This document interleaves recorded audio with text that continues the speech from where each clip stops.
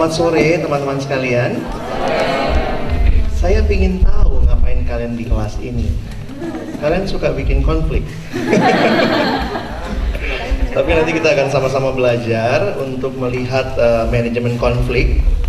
Saya melihat ini jadi satu hal yang mungkin akan jadi masalah juga di banyak PMK, banyak pelayanan, siswa, mahasiswa di kampus, di sekolah, bahwa seringkali yang jadi masalah utama adalah relasi antar manusia. Dan ini yang kita mau rindukan juga, kita bisa pelajari langkah-langkah yang mungkin akan bisa berguna dalam pelayanan kalian ke depan. Tapi lebih daripada itu, saya sih mengharapkan pertumbuhan rohani yang baik akan menolong kita makin dewasa menyelesaikan konflik, ya. Kita akan mulai dengan doa, mari kita berdoa. Bapa di dalam surga, terima kasih banyak buat kesempatan sore hari ini. Kami boleh bersama-sama mengenal Tuhan di dalam hidup kami, bahkan boleh melayani-Mu. Dan di dalam retret koordinator ini ada kesempatan bagi kami untuk mengerti, memahami manajemen konflik. Biarlah ini boleh menjadi satu bagian yang mendewasakan kami juga, karena kami melihat bahwa dalam hidup Tuhan mengizinkan konflik terjadi. Tuhan kiranya boleh menolong agar kami tidak hancur oleh konflik, tetapi kami boleh makin dewasa. Kami berdoa menyerahkan waktu ke depan, berkati hamba yang menyampaikan, setiap kami yang mendengar, dan juga interaksi di antara kami. Tuhan yang memberkati kami. Dalam nama Yesus kami berdoa. Amin. Mari kita lihat bagian firman Tuhan terlebih dahulu. Saya ajak kita buka Kisah Rasul. Kisah Rasul pasal yang ke-15. Di dalam ayat yang ke-35 sampai ayat yang ke-41. Ini salah satu konflik besar yang dicatat di dalam Alkitab, ya. Mari kita dewasa untuk mengerti dan melihat bahwa Alkitab bukan buku yang seolah-olah tidak ada masalah tentang relasi antar manusia. Saya belajar ilmu komunikasi, saya belajar ilmu yang mempelajari pola komunikasi antar manusia, dan makin menyadari ketika juga masuk di dalam pelayanan, selama saudara masih berhubungan dengan manusia dalam pelayanan, maka bersiap-siaplah menghadapi konflik. Saudara tidak mau konflik? Jangan hidup, matilah kau. Maka tidak ada lagi konflik. Kau menyisakan konflik buat yang menguburkanmu. Mau dikuburkan kapan, dengan upacara apa. Karena selama kita hidup, kita harus mengerti akan selalu ada konflik, ya. Nah, dalam pelayanan juga demikian.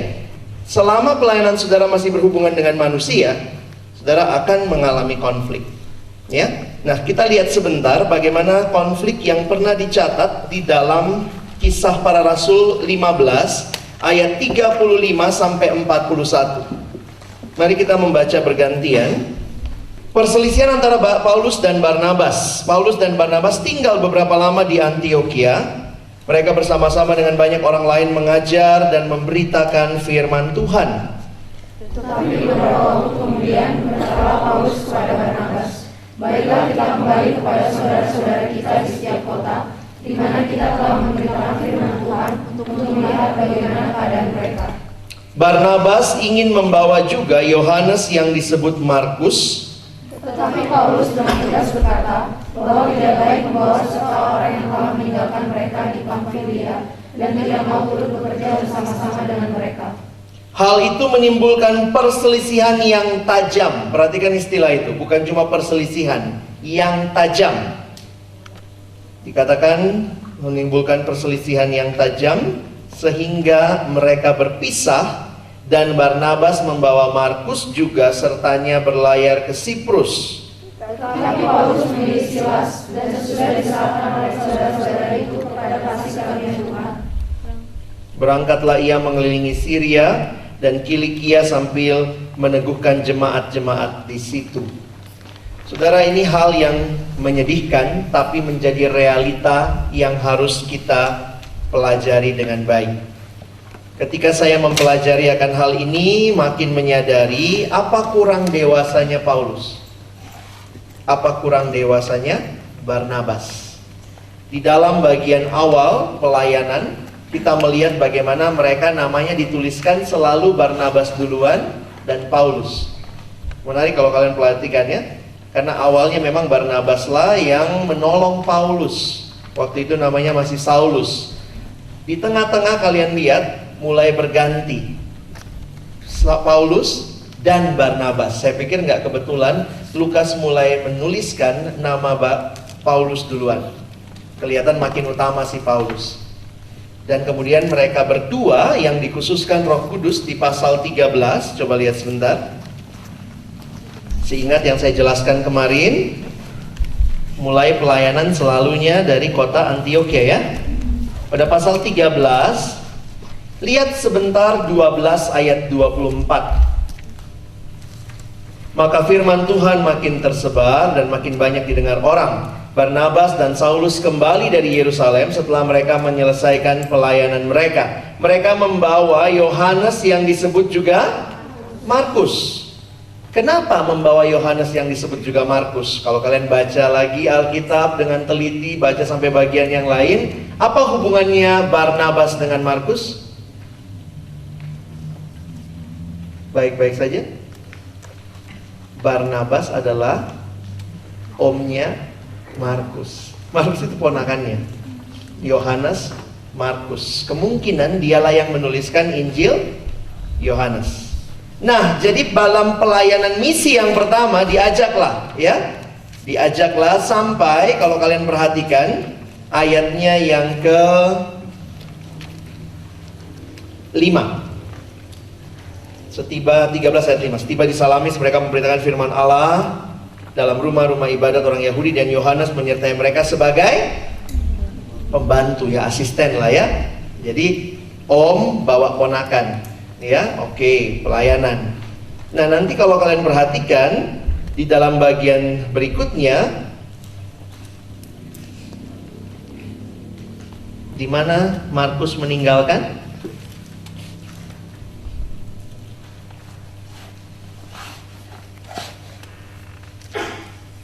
di Pamfilia. Saya juga lupa persis ayatnya. Lihat sebentar ayatnya di tadi 16, 15, Kisah Rasul 13 ayat 13. Ya. Lalu Paulus dan kawan-kawan meninggalkan Pafos dan berlayar ke Perga di Pamfilia, tetapi Yohanes meninggalkan mereka lalu kembali ke Yerusalem. Kita nggak dikasih tahu kenapa ninggalin. Mungkin tugasnya banyak banget. Ngikutin dua orang yang begitu giat melayani. Mungkin ini anak muda kali ya, masih pengen having fun gitu. Aduh, pelayanan mulu sih om sama temennya nih gitu kali ya. Sehingga akhirnya dia meninggalkan. Nah, waktu mau perjalanan misi yang kedua, Barnabas mau bawa siapa? Mau bawa ponakannya lagi. Paulus gimana? No way. Dia pernah mundur, ninggalin kita. Emang enak gitu ya. Akhirnya Barnabas bawa Yohanes Markus, Paulus bawa Silas. Dan inilah catatan terakhir Kisah Rasul tentang Barnabas. Tidak muncul lagi nama Barnabas sampai akhir kitab Kisah Rasul. Kisahnya mulai berganti menyoroti perjalanannya Paulus. Apa yang menjadi keputusan mereka? Ternyata yang terjadi bagi saya, yang saya sangat kagumi, pertama adalah mereka dengan berani menyelesaikan konflik. Walaupun akhir dari konflik itu menyedihkan, tapi yang terjadi adalah kita lihat dua-duanya pisah. Demi apa? Yang menarik lagi bagi saya adalah demi pelayanan. Jadi dua-duanya melayani, pelayanan jalan. Jadi sebenarnya teman-teman, ini prinsip-prinsip kalau kita mau belajar mendalam tentang konflik. Pertama, akan selalu ada konflik. Nah, masalahnya adalah yang kedua, apakah saudara dan saya siap menghadapi konflik? Banyak orang cenderung lari dari konflik. Oh, bisa banyak alasannya. Gue memang bukan tipe yang langsung deh. Gue memang karakternya begini. Gue memang gak suka sama dia. Jadi hal-hal itu bisa membuat kita tidak berani hadapi konflik. Jadi perhatikan prinsipnya, dia berani menghadapi konflik. Dan ketika tidak ada jalan ketemu, maka save the ministry. selamatkan pelayanan. Walaupun sangat menyedihkan mereka harus berpisah. Tapi memang kalau kita perhatikan di dalam Alkitab, saya bersyukur melihat ada catatan lain tentang Yohanes Markus. Misalnya setelah kita tahu peristiwa-peristiwa ini terjadi, di akhir hidup Paulus, ternyata Paulus adalah orang yang juga melihat Yohanes Markus tetap penting. Coba lihat di dalam 2 Timotius.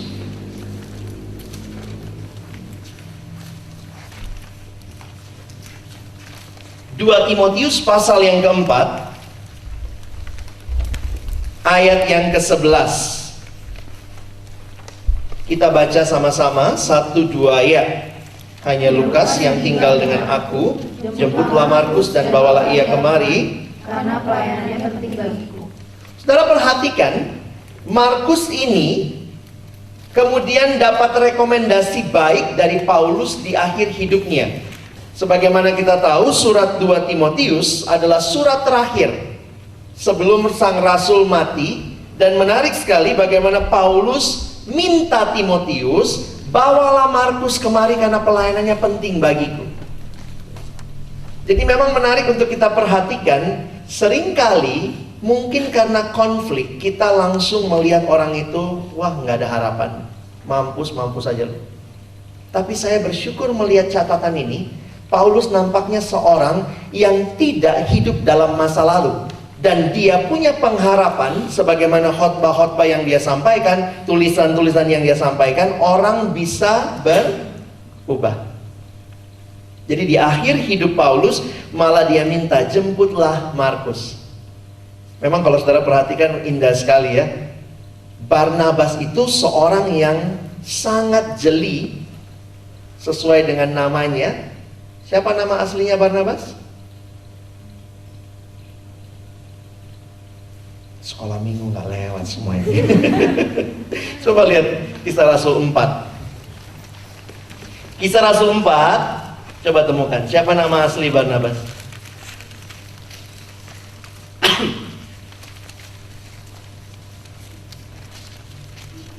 Sorry. Ada pasal 4 ayat 35. Demikian pula dengan Yusuf yang disebut oleh rasul-rasul Barnabas, artinya anak penghiburan. Bayangkan yang lebih terkenal nama apanya? Julukannya. Si gendut itu soalnya ya. Jangan lihat ke depan dong. Jadi yang lebih terkenal sebutannya, nama aslinya pun bahkan tidak disebutkan, lebih dikenal sebagai Barnabas, anak penghiburan. Ketika semua rasul-rasul ketakutan, waktu Paulus mau masuk ke dalam bilangan mereka, siapa yang disuruh deketin Paulus? Barnabas juga.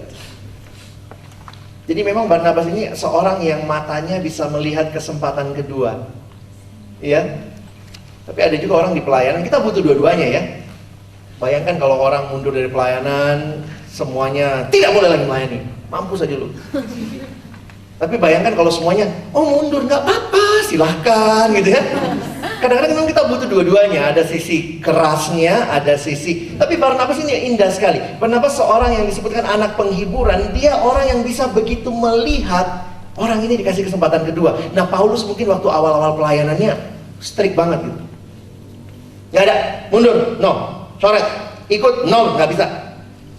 Jadi tapi ternyata saya lihat seiring dengan berjalannya waktu, nampaknya Paulus sendiri berubah. Dan ini yang saya bilang tadi, Paulus nggak hidup dalam masa lalu. Bahkan mengatakan maaf nih, orang kayak gini nggak bisa berubah.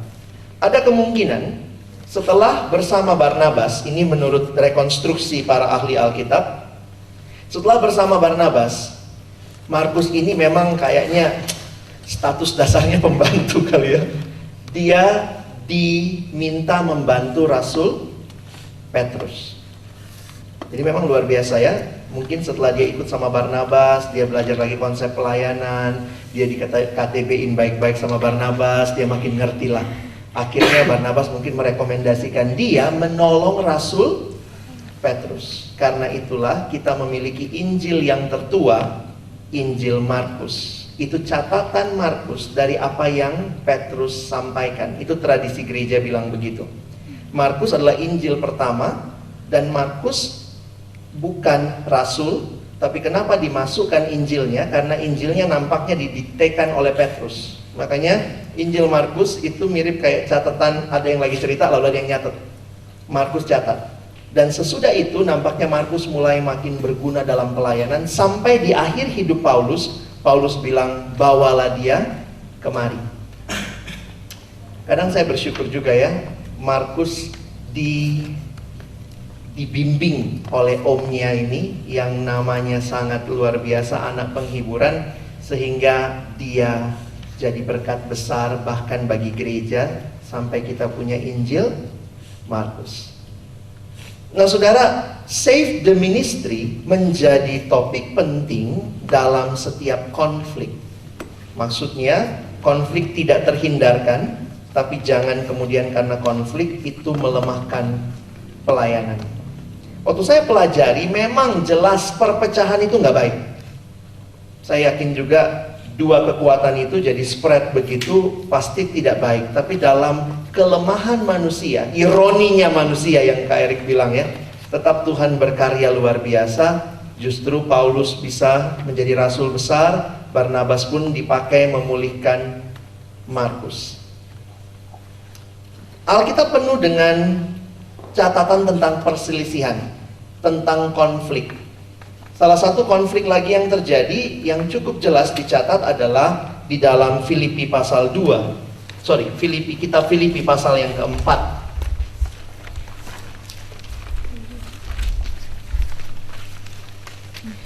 Kitab Filipi pasal yang keempat memberikan pemahaman kepada kita bahwa ternyata ada masalah dalam gereja Filipi. Masalah apa? Masalah perpecahan. Siapa yang pecah? Nah ini sedih lagi. 4 ayat 2. Kita baca sama-sama. 1, 2, sampai ayat 3 ya. 1, 2, ya. Eudia kunasehati dan Sintika kunasehati supaya dalam Tuhan. Bahkan kuminta kepadamu juga, Sunsukos, temanku yang setia, tolonglah mereka. Karena mereka telah berjuang dengan aku dalam pekabaran Injil, bersama-sama dengan Clemens dan kawan-kawanku sekerja yang lain, yang nama-namanya tercantum dalam kitab kehidupan. Siapa yang berantem? Eudia dan Sintika. Ini laki-laki perempuan? Perempuan. Jadi ternyata ada rekor dalam Alkitab, laki-laki berantem, perempuan juga begitu. Ini tim inti. Ya? Ini dua orang tim inti. Kenapa? Mereka bukan orang biasa. Sampai namanya dicatat pasti terkenal.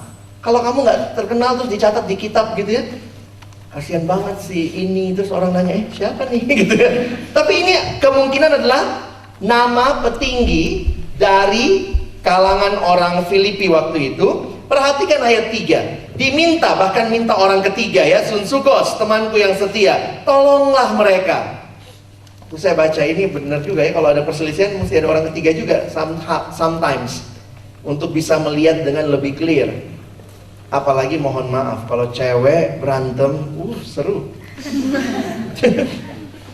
Nggak tahu ya, dalam cara pikir memang wanita kan lebih banyak pakai perasaan gitu ya, sehingga kalau berantem juga lebih cepat perasaannya berkembang.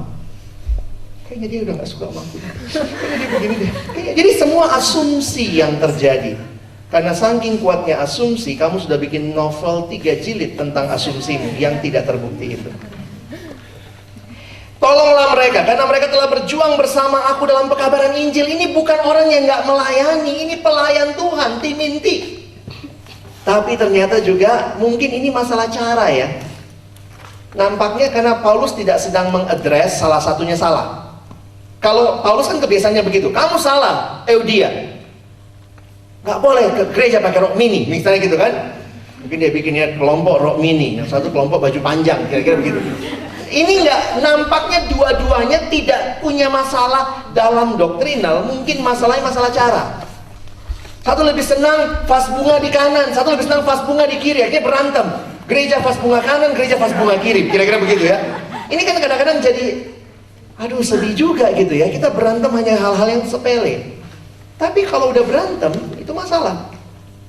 Paulus bilang, selesaikan. Caranya, ada orang ketiga. Tolongin. Sugus, bukan Sun Sugos ya. Namanya bukan Sugus, Sun Sugos ya. Tolonglah mereka. Kenapa? Supaya mereka bisa kembali melayani, jadi satu kekuatan yang baik. Nah, karena itulah kalau saudara perhatikan, kata sehati sepikir mewarnai kitab Filipi. Jadi kalau kalian melihat, kenapa ya Paulus tulis dari pasal 2, hendaklah sehati sepikir, hendaklah sehati sepikir, karena mereka sedang tidak sehati sepikir. Coba lihat kira-kira bagaimana Paulus menolong memberikan surat ini, apa yang dia berikan untuk mereka. Coba lihat sebentar pasal yang kedua, Filipi 2 ya.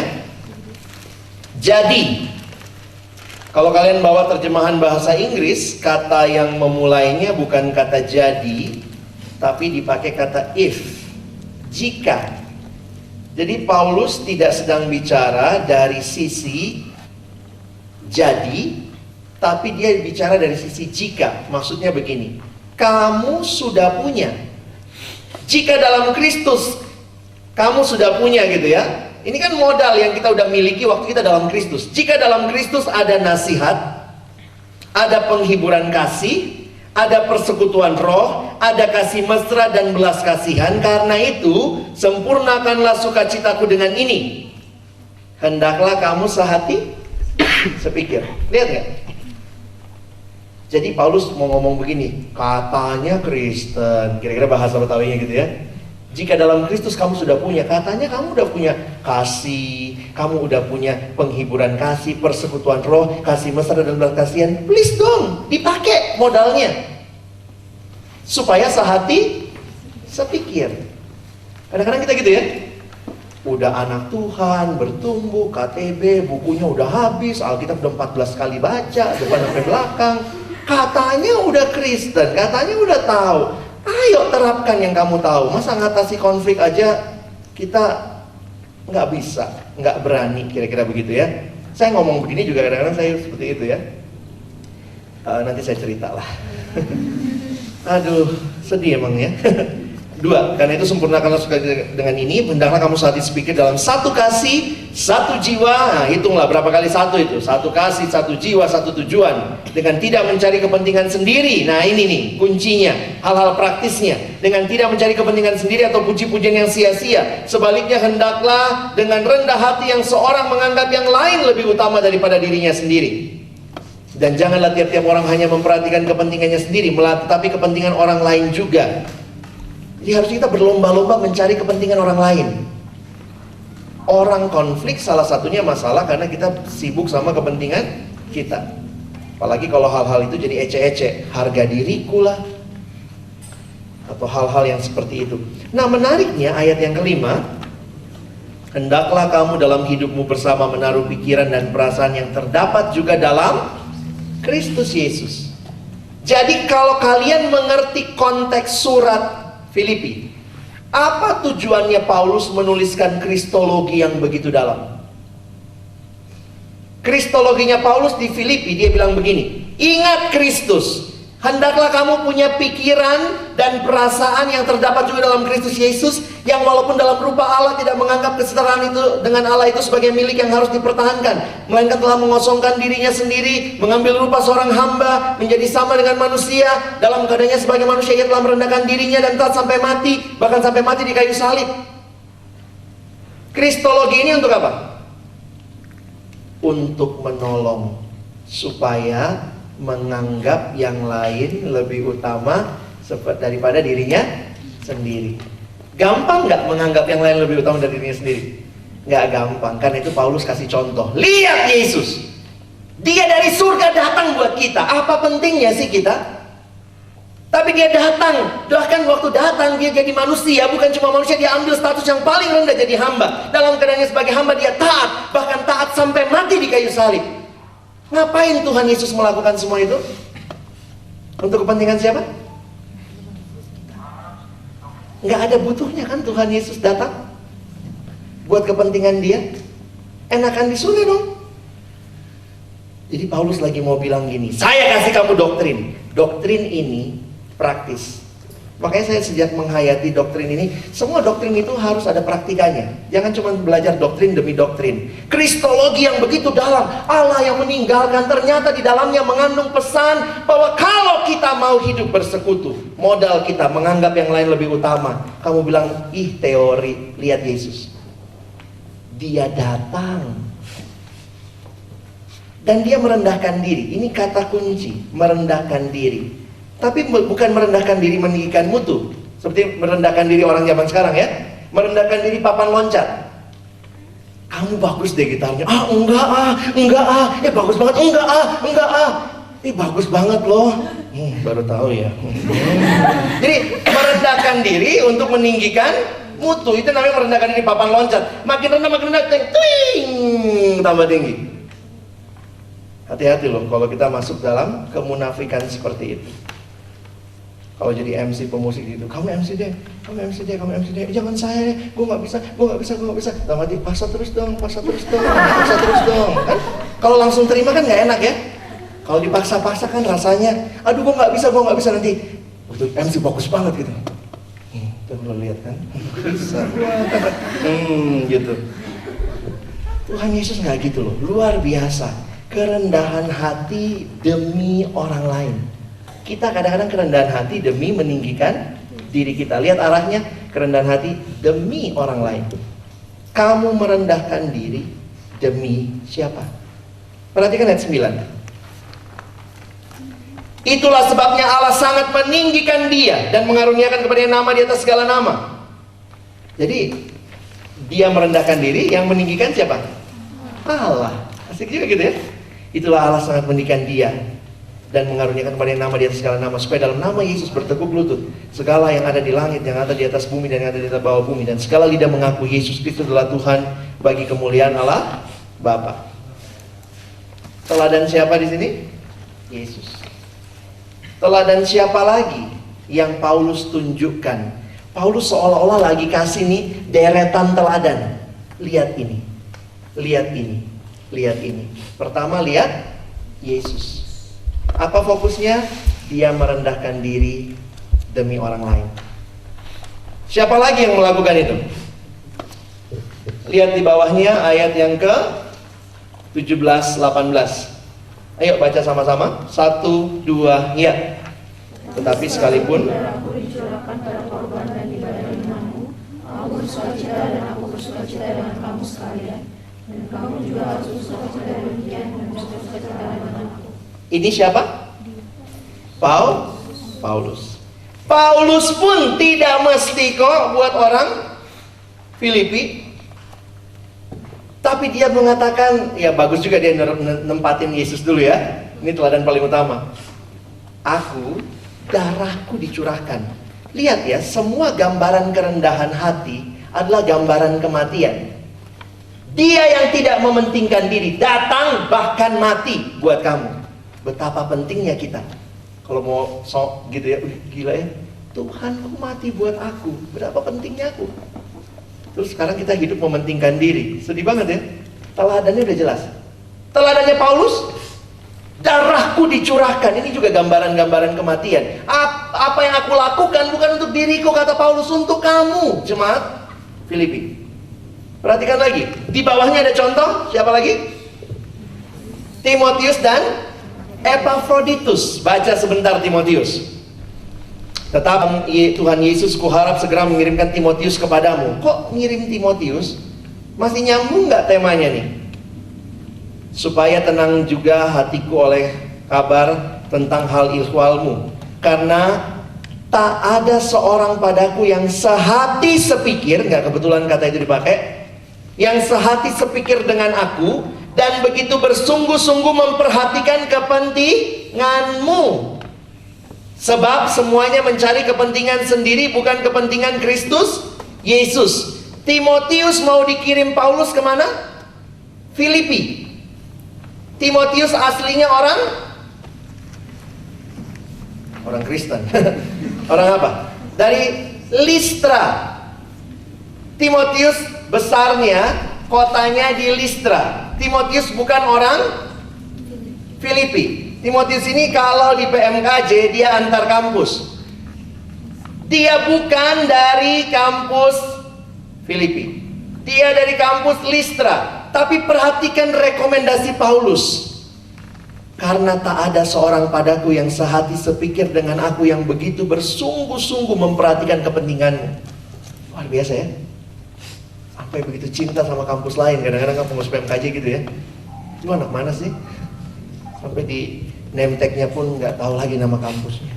Kayak gitu ya. Kadang-kadang saya pikir iya ya. Cara Tuhan, ini nih contoh orang yang tidak memperhatikan kepentingannya sendiri, tapi benar-benar memperhatikan kepentingan orang lain. Kalau begini kan dunia damai banget ya, nggak ada konflik ya. Begitu mau konflik, lu mau apa? Ayo, ini kepentinganmu yuk. Di bawahnya ada siapa? Epafroditus. Apa teladan Epafroditus? Ini juga luar biasa. Epafroditus orang Filipi, dikirim untuk nolong Paulus. Waktu itu kan kalau kirim surat yang mesti pakai nggak pakai perangko, pakai apa gitu ya. Jadi kadang surat dibawa kan. Nah, Epafroditus dikirim sama orang Filipi nolongin Paulus. Ya. Jadi luar biasa nggak orang Filipi? Jemaat Filipi bukan jemaat yang kaya, salah satu jemaat yang miskin. Ini namanya jemaat Makedonia menurut surat 2 Korintus. Jemaat Makedonia sangat miskin. Tapi Paulus bilang, saya bersyukur sekali kamu bisa mendukung saya. Jadi Paulus ini memuji luar biasa. Makanya surat Filipi ini adalah surat tanda terima kasih. Karena kamu sudah, nampaknya jemaat Filipi kirim uang sama Paulus.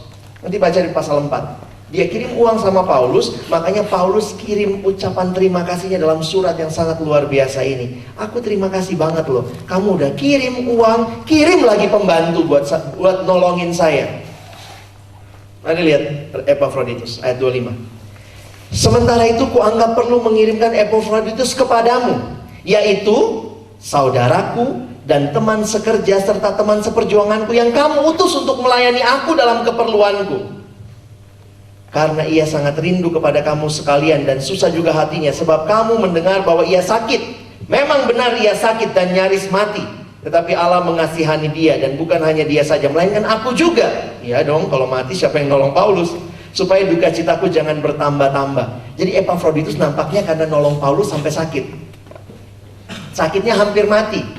Jemaat pengutusnya kan diceritain, kasihan lo Epafroditus sakit, makanya Paulus bilang, aku utus dia kepadamu. Ya, lihat ayat 28. Itulah sebabnya aku lebih cepat mengirimkan dia, supaya bila kamu melihat dia, bahwa kamu dapat bersuka cita pula dalam dan berkurang duka citaku. Jadi sambutlah dia dalam Tuhan dengan segala sukacita dan hormatilah orang-orang seperti dia. Karena pekerjaan Kristus ia nyaris mati. Siapa yang lebih utama, pekerjaan Kristus atau dirinya? Pekerjaan Kristus. Dan ia mempertaruhkan jiwanya untuk memenuhi apa yang masih kurang dalam pelayananmu kepadaku. Bukan hanya pekerjaan Kristus diutamakan, tapi pelayanan Paulus pun diutamakan oleh Epafroditus. Jadi kalau baca surat Filipi bagi saya gini ya, yang dikasih tahu di konsep tadi, merendahkan diri, menganggap yang lain lebih utama, dikasih contohnya Kristus, dikasih contohnya Paulus, dikasih contohnya Timotius, dikasih contohnya Epafroditus. Barulah pasal 4 gitu ya. Ayo dong please, Eudia Sintike, apa kurang nih contoh? Bisa nangkep nggak alur suratnya? Kamu sehati sepikir. Kalau dia nanya, gimana sehati sepikir? Paulus bilang, lihat contoh-contoh sebelumnya di depan. Jadi mungkin kalau teman-teman lagi punya konflik, ya baca surat-surat seperti ini ya. Bisa mengevaluasi kita juga, ini masalahnya di siapa sih? Oke. Materi yang saya siapkan sebenarnya bagi saya paling penting kalian mengerti prinsip firman. Kalian tahu nanti materi ini sebenarnya hanya akan melengkapi apa yang sebenarnya kalian juga mungkin sudah alami atau pernah lewati ya. Jam berapa sekarang? 5:50. Saya selesaikan sebentar makalahnya, lalu nanti kita masuk kepada beberapa aktivitas dan tanya jawab ya. Manajemen konflik, lihat gambarnya. Seringkali memang Ada yang pernah bilang sama saya, aduh bang, saya pikir masuk pelayanan itu indah banget. Enggak ya. Saya pikir awalnya suasana pelayanan itu surgawi, ternyata agak nerakawi ya. Ternyata ada juga konflik ya. Saya begini supaya videonya bagus. Oke. Kita lihat definisi, karena kita sekarang bicara bukan konfliknya saja, kita bicara manajemen konflik. Dua orang atau lebih mencoba untuk menempati atau menduduki ruang yang sama atau mengontrol sumber-sumber terbatas yang sama. Ini definisi umum sebenarnya ya, bukan cuma buat pelayanan. Muncul saat tindakan seseorang yang berusaha untuk memaksimalkan kebutuhannya dan keuntungannya, menyakiti atau kadang membuat usaha orang lain tidak efektif, meningkatkan kepentingannya dengan menghambat orang lain. Jadi ini definisi konflik sebenarnya. Jadi kalau kita lihat dalam ilmu, konflik sebenarnya terjadi ketika ada resource, ada sumber daya. Lalu kemudian saya mau pakai itu, saya nggak rela orang lain pakai itu. Lalu perbedaan kepentingan inilah yang membuat akhirnya terjadinya konflik. Dalam pelayanan sama kok. Nggak usah bicara yang lain-lain dulu lah. Ide saya lebih bagus kok dari ide dia. Cara saya lebih baik dari cara dia. Sehingga yang terjadi ya, saya akan mati-matian misalnya mempertahankan. Sehingga mungkin muncul konflik ya. Manfaat konflik. Semakin mengenal atau memahami orang lain. Benar nggak? Pernah ngalamin konflik? Dalam kedewasaan saya bersyukur dalam anugerah Tuhan, walaupun konflik itu nggak enak, tapi saya pernah konflik dengan beberapa teman-teman senior saya, dan pengalaman itu ternyata membuat saya makin kenal dia. Teman konflik saya, Kak Lina Kristo, Kak Vivi gitu ya. Kalau sama istri mah udah pasti ya. Tapi poinnya waktu saya masih staf muda waktu itu, sekarang ya masih muda ya. Sekarang lebih muda begitu ya. Saya udah 15 tahun di Perkantas, jadi ini tahun yang ke-15. Jadi saya pernah lebih muda 15 tahun dari ini ya. Waktu itu Kak Lina pimpinan saya marah apa gitu sama Kak Lina ya. Dan waktu itu saya nggak bisa tahan emosi, beda pendapat. Saya keluar, saya tutup pintu. Maunya sih tutup, tapi jadinya banting. Saya nggak ngobrol sama Kak Lina secara langsung tuh sekitar 2 bulan apa 1 bulan setengah. Emang, aduh, gimana ya rasanya, nggak enak juga. Saya tahu saya salah, tapi saya nggak suka cara dia, misalnya begitu. Sehingga akhirnya datanglah Sun Sugos. Sun Sugos saya adalah Kak Vivi. Jadi ada Sun Sugos berwarna hitam yang datang. Ya, dan sesudah itu saya justru makin dekat sama Kak Lina. Salah satu orang yang bagi saya cukup dekat sampai saat ini adalah Kak Lina. Masih konflik? Masih. Bulan lalu konflik. Gitu ya. Dan memang konflik itu terjadi karena sama-sama merasa diri benar, sama-sama ingin menyampaikan sesuatu, tapi terlepas dari bagaimana menyelesaikan konflik itu, salah satu yang saya bersyukur makin mengenal, memahami orang lain. Sarana untuk evaluasi diri kita. Ya. Semakin cermat melihat masalah. Dan mungkin ini juga satu, ya bukan berarti harus ada konflik untuk mengandalkan Tuhan. Tapi konflik membuat kita menyadari, saya nggak bisa ngandalin diri saya nggak bisa ngandalin teman pelayanan saya harus selalu bergantung mengandalkan Tuhan. Tapi ingat, semua manfaat ini akan tercapai kalau konflik diselesaikan. Jadi pertama, jangan takut sama konflik, pasti ada konflik. Tapi pertanyaannya, konflik itu akan kamu selesaikan atau tidak? Dan kalau kamu selesaikan, kamu nikmati manfaatnya. Sehingga bagi saya, konflik mendewasakan. Konflik membuat kita bertumbuh. Karena apa? Saya makin kenal diri saya. Saya ternyata tuh orang yang gak suka ini. Oh, itu yang harus saya ubah. Jadi saya makin bertumbuh, saya makin mengasah diri. Dan ternyata makin kita kenal, makin banyak konflik. Iya gak sih? Bukan berarti makin kenal juga tidak akan ada kesamaan, kesatuan, lebih baik. Itu pasti ada. Tapi kami baru mengikuti training staff bulan lalu.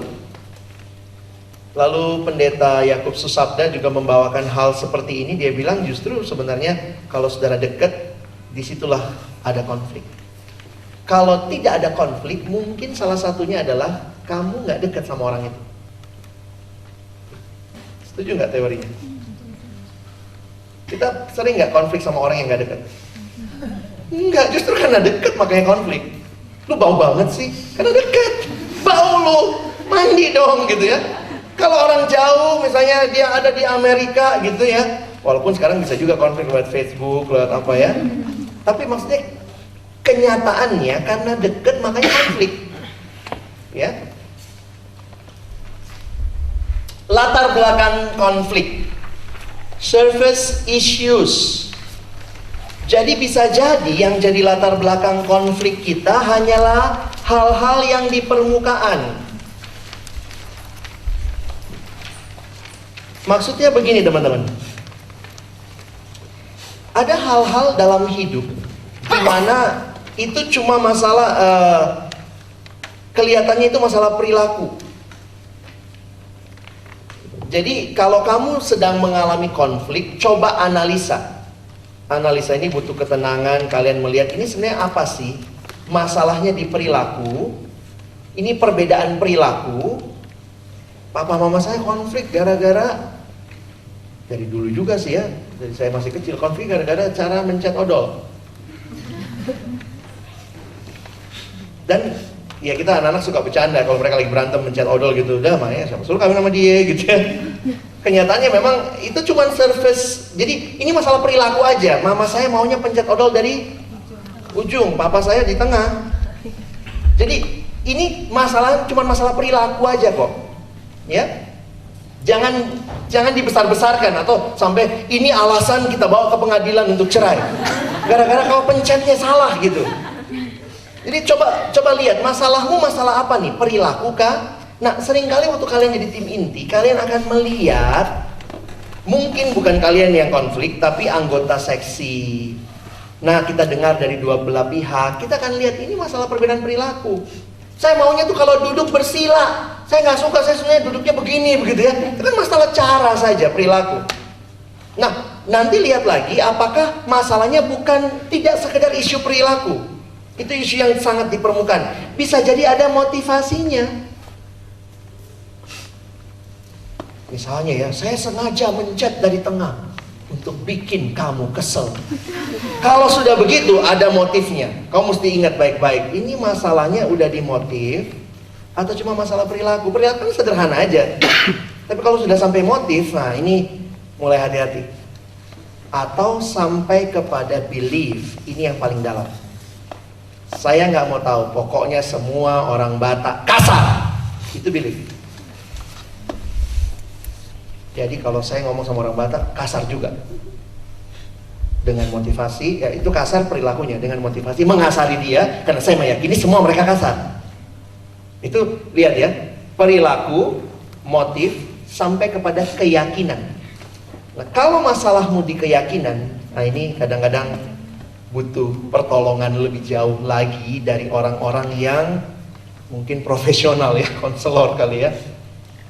Apa yang dipercayainya tentang Tuhan dan diri sendiri atau lingkungan di sekitarnya.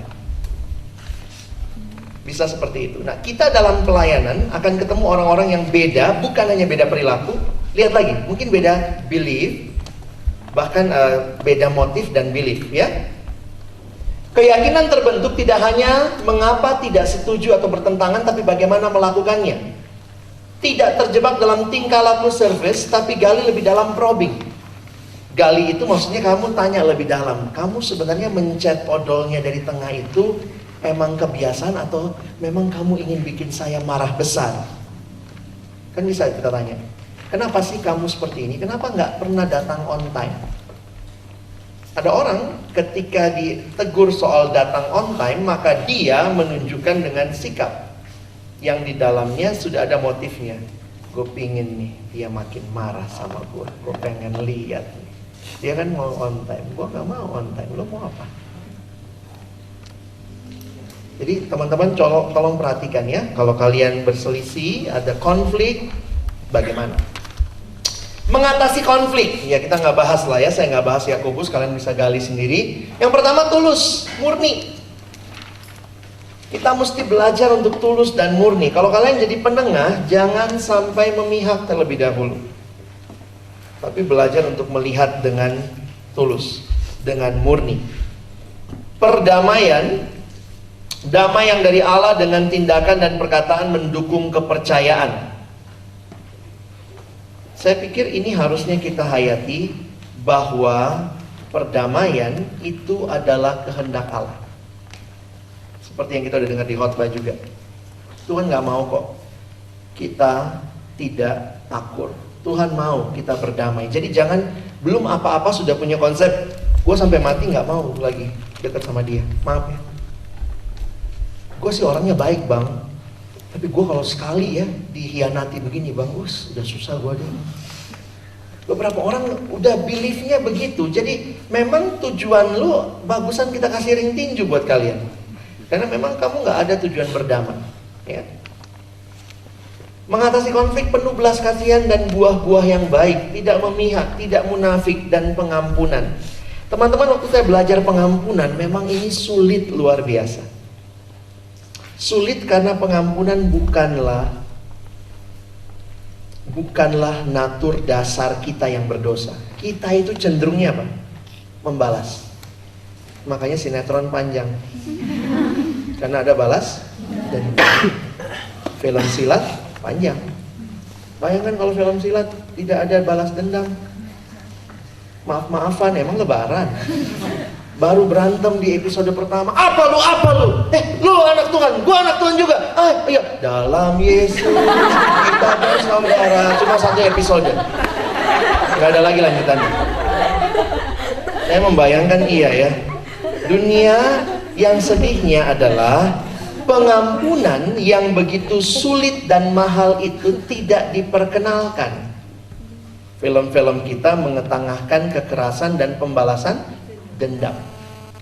Sehingga saya ketemu banyak orang Kristen, tapi tabiatnya bukan tabiat Kristus, tabiatnya sinetron.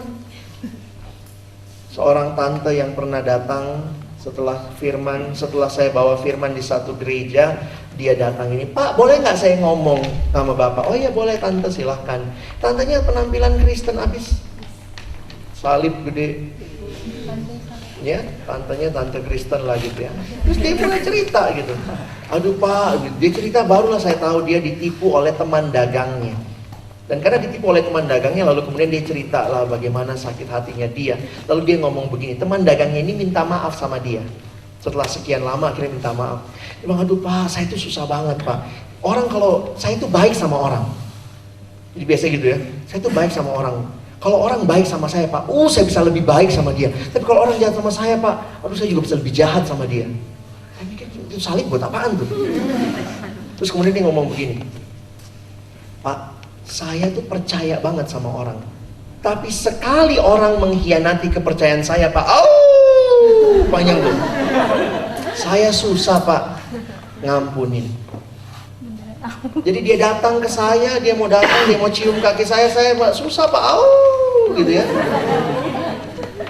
Dalam hati saya bilang sama dia juga, dalam hati saya bilang, Tuhan juga berarti kalau Tuhan kayak begitu, mampus lah kita ya.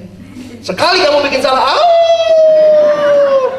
kita tuh bikin salah berkali-kali. Jadi memang pengampunan tuh sulit teman-teman ya. Aduh, sulit, bukan cuma sulit, bahasa Inggrisnya sulit. Ya? Pengampunan di Alkitab, akhirnya saya bilang sama dia, tante, bukankah di Alkitab ditulis, kasihilah musuhmu dan berdoalah untuk mereka yang menganiaya kamu. Dia, oh gitu ya Pak. Saya mikir-mikir gitu ya. Kadang-kadang firman Tuhan kayak gitu cuma penghias ini kita aja ya. Saya datang ke satu tempat, saya nggak usah sebutlah di mana, nggak usah tahu. Datang ke satu tempat, di tempat itu mesti cerita juga lah, itu kantor gereja. Kantor salah satu gereja. Saya datang ke situ dan saya duduk, dan ada hamba-hamba Tuhan yang lagi bicarakan seorang hamba Tuhan yang mereka kesel sesama temen hamba Tuhan. Jadi mereka lagi ngomong, iya nih habis dia begini. Jadi saya kan lagi duduk nunggu di situ. Saya bilang, Pak nunggu di sini aja. Terus mereka ngobrol gitu. Lalu kemudian akhirnya ikutan, saya jadi kayak ikut diajak ngobrol gitu. Begini habis hamba Tuhan gitu. Ya gimana kalau menurut Pak Alex? Saya kaget gitu. Gimana menurut saya nggak kenal orangnya. Terus saya akhirnya cuma bilang begini aja, Pak, Bu, iya ya emang manusia begitu ya. Tapi kita pernah nggak ya doain? Diam semua. Diam. Kita pernah nggak doain dia? Ya susah orangnya, Pak, nggak bisa berubah tuh orang kayaknya. Ini hamba Tuhan yang ngomong begitu. Bukankah dikatakan kasihilah musuhmu dan berdoalah? Ketika ada pengurus yang tidak benar, kenapa lebih banyak waktu kita pakai untuk rapatin dia dan bicarain dia ketimbang doain dia? Oh pantes, bapaknya itu kawin 3 kali loh. Gue lihat dari depan rumahnya, lu pernah lihat nggak stokingnya dia? Bolong-bolong gitu. Karena saya mikir kita itu nggak nyelesain konflik, kita makin menambah bibit-bibit membenci orang itu. Karena kita nggak tulus, kita juga mungkin nggak siap mengampuni. Kenapa? Mungkin karena kamu sendiri nggak nikmati kasih Allah. Kalau kita menikmati kasih Allah, maka setiap kali kita akan berpikir, Tuhan bagaimana saya bisa untuk hidup dalam perdamaian dengan Dia. Ini jadi pergumulan buat kita loh. Saya juga sadar ini pergumulan buat saya. Ini baru bicara pengampunan. Menarik sekali waktu saya belajar pengampunan dari kitab Matius. Pengampunan itu bicara sisi kita. Entah kamu yang disakiti atau apa, belajar mengampuni. Pengampunan itu satu arah. Dengar kalimat saya baik-baik. Pengampunan itu satu arah. Kalau ada orang bikin salah sama saya harus ampuni dia. Saya ampuni itu berarti sisinya saya. Dia belum tentu sadar dia nyakitin saya. Oke? Kalau terjadi pengampunan di dua sisi, maka yang terjadi namanya rekonsiliasi. Rekonsiliasi jauh lebih sulit. Tapi karena itulah Alkitab menuntut buat kita pengampunan. Karena itu bagian kita. Ampunilah. Karena tidak selamanya terjadi rekonsiliasi.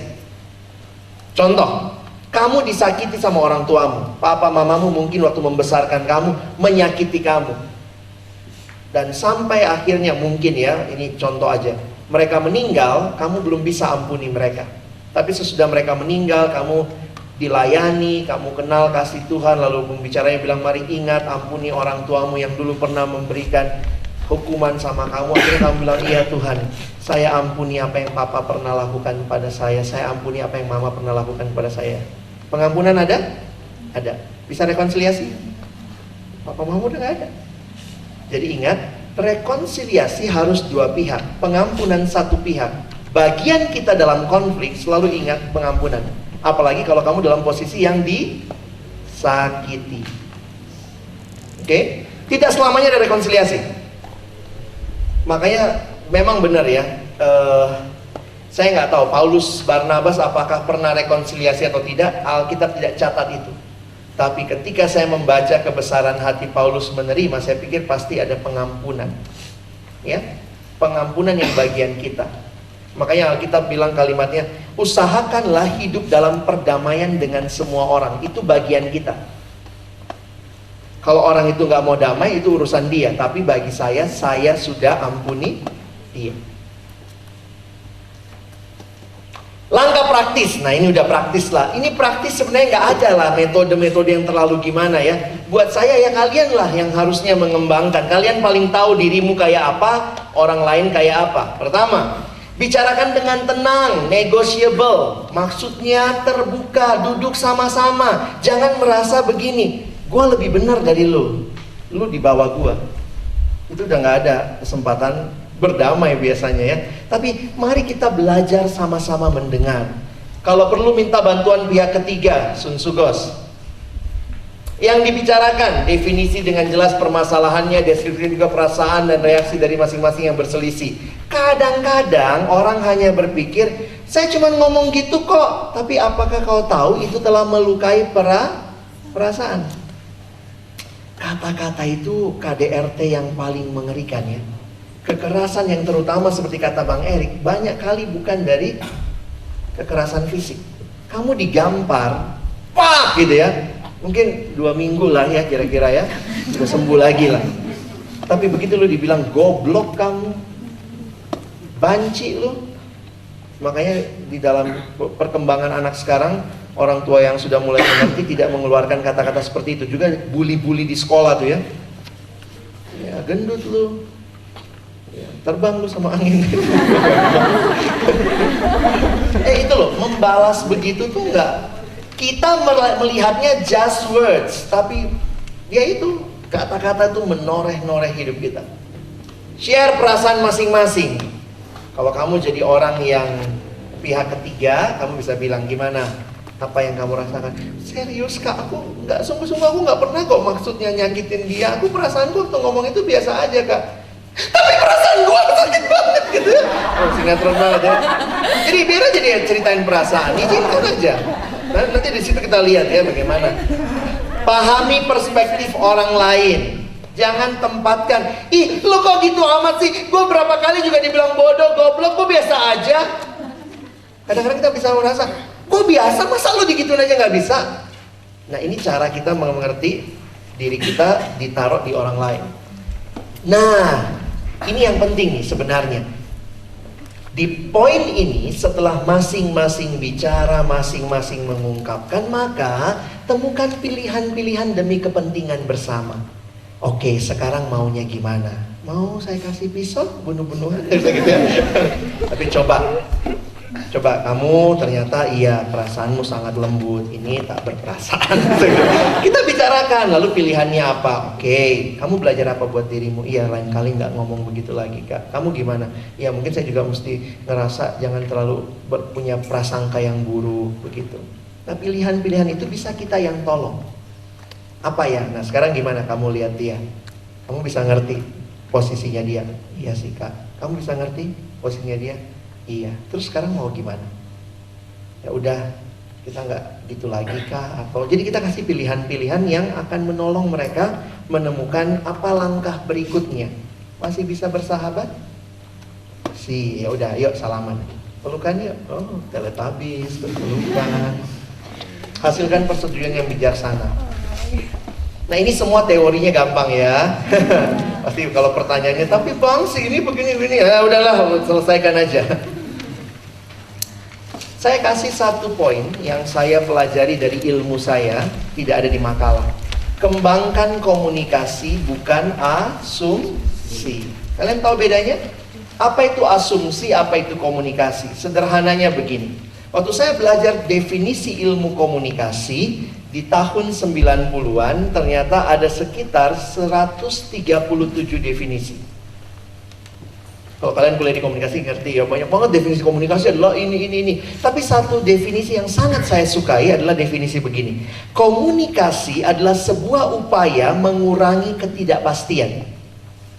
Sebuah upaya mengurangi ketidakpastian. Misalnya saya tanya sama kalian begini.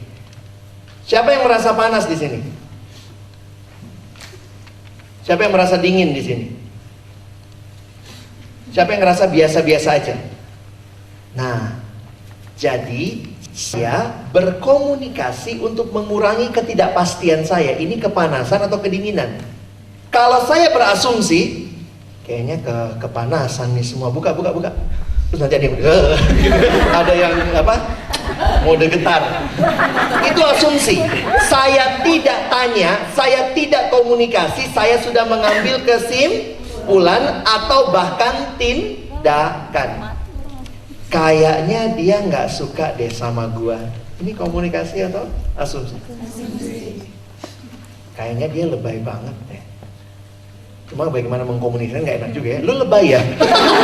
Nah itu, mengurangi ketidakpastian berkomunikasi juga mesti gimana caranya. Itu, belajarlah pada kami ya. Kalau kami dibully, 4 tahun kuliah cuma belajar ngomong. Tapi ternyata kita bicara mesti tahu, kita punya tata krama juga. Dalam komunikasi, kuliah komunikasi sedikit ya. Ada komunikasi antar budaya. Ada kebiasaan, ada pola asuh, ada latar belakang, sampai-sampai itu komunikasi antar budaya itu pengaruh juga. Kalian pernah perhatikan nggak gagang sapu di Jawa dan di Sumatera? Beda ternyata. Gagang sapu di Jawa lebih pendek, gagang sapu di Sumatera lebih panjang. Karena orang Sumatera nggak suka nunduk kayak orang Jawa. Jadi kalau nyapu, orang Jawa.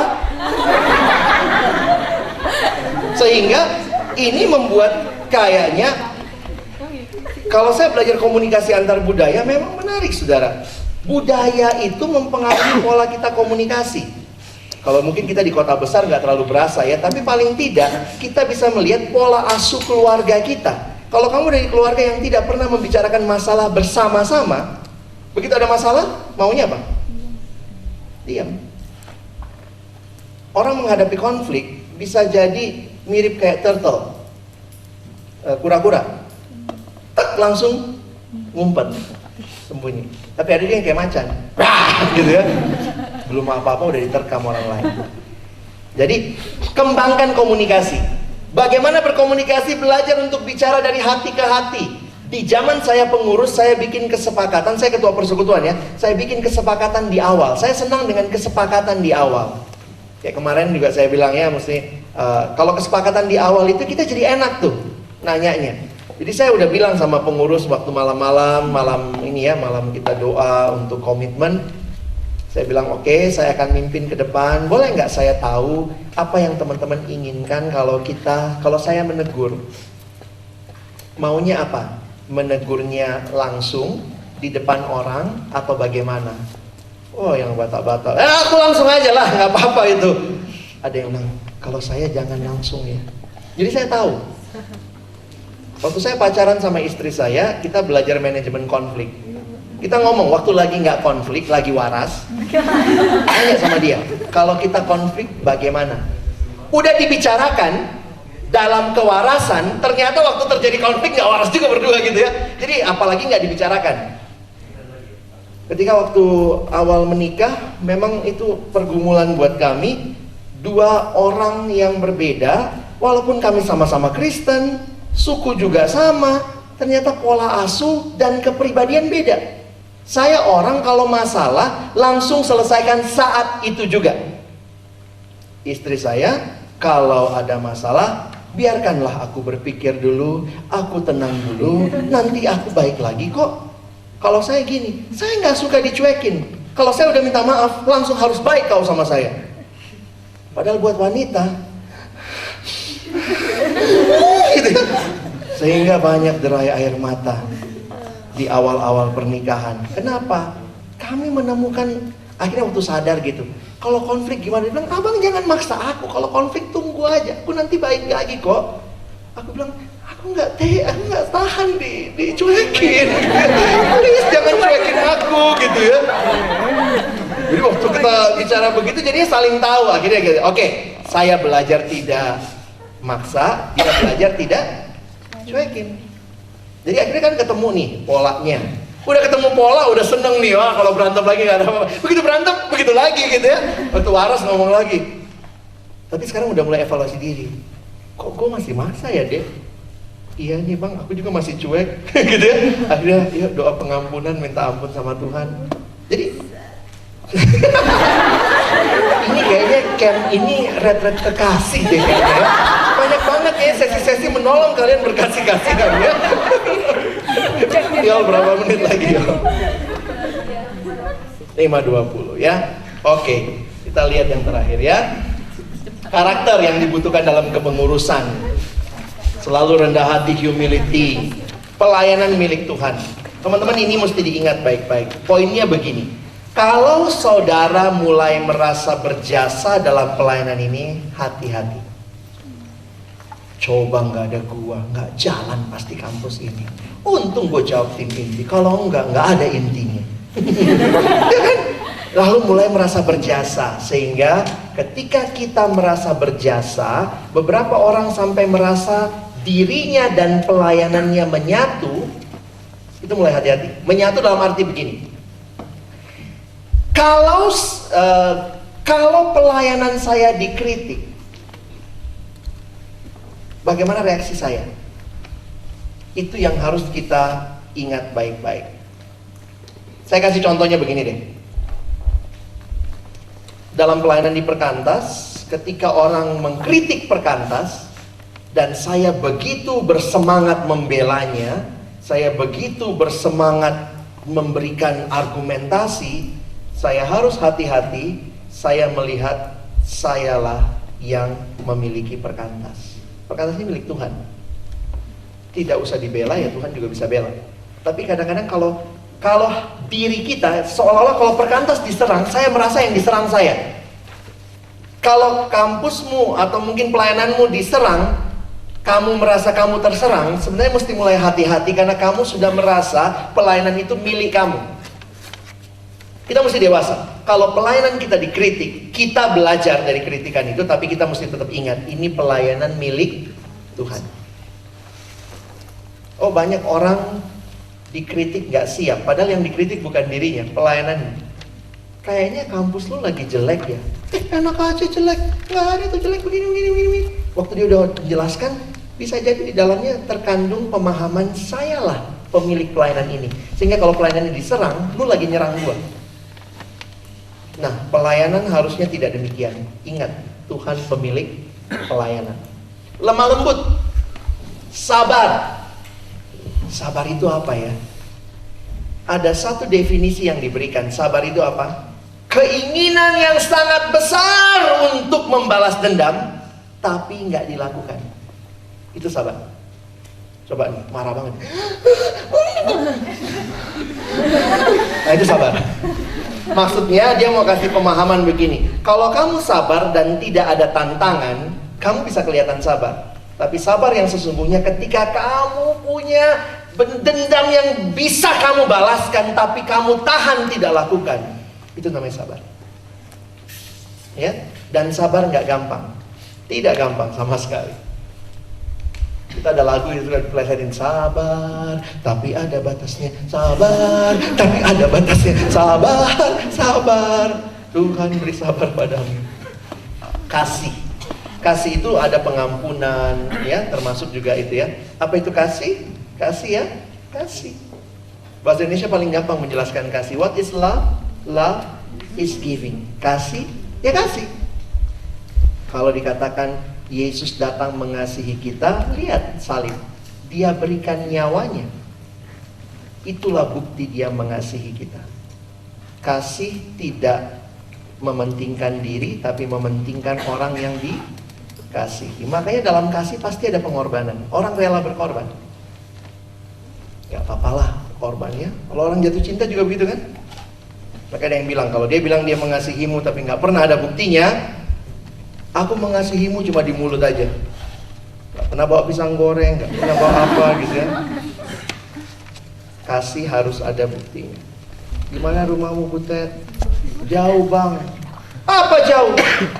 Gunung kan kudaki, lautan kan kuseberangi, lembah kan kuturuni. Minta ongkosnya. Aduh, oke. Baik, saya berhenti dulu sampai sini karena udah selesai materinya. Ada pertanyaan? Karakter yang dibutuhkan dalam kepengurusan tadi salah satu dibilang sabar gitu. Nah, memang juga pasti juga pemikiran manusia juga pas sabar itu pasti ada batasnya seperti itu. Memang kita diajarin untuk sabar, cuma yang menjadi masalah ada satu titik tertentu di mana kita benar-benar udah nggak sabar dan kita kayak pengen teriakin ke orang gitu misalnya. Kira-kira ada nggak sih maksudnya tips dari Kak Alex gitu mengenai bagaimana memaintain kesabaran itu meskipun kita dihadapkan pada satu hal yang mungkin itu benar-benar kita kayak nggak bisa terima atau mungkin kita ada trauma akan hal itu seperti itu. Saya jawab dulu ya. Kalau saya pribadi akhirnya menghayati begini, seringkali kita berlaku berbeda untuk situasi dan konteks berbeda. Misalnya, kalau itu temanmu yang bikin kamu nggak sabaran, kamu banyak kesel sama dia gitu ya. Tapi coba ganti sedikit asumsimu. Itu adikmu, itu kakakmu, itu keluarga kandungmu. Will you do the same? Atau iya kak, kalau gue malah makin senang teriakin kakak gitu ya. Saya nggak tahu, tapi maksudnya kadang-kadang saya melihat begini, ketika kita belum sampai kepada penghayatan ini, saudara,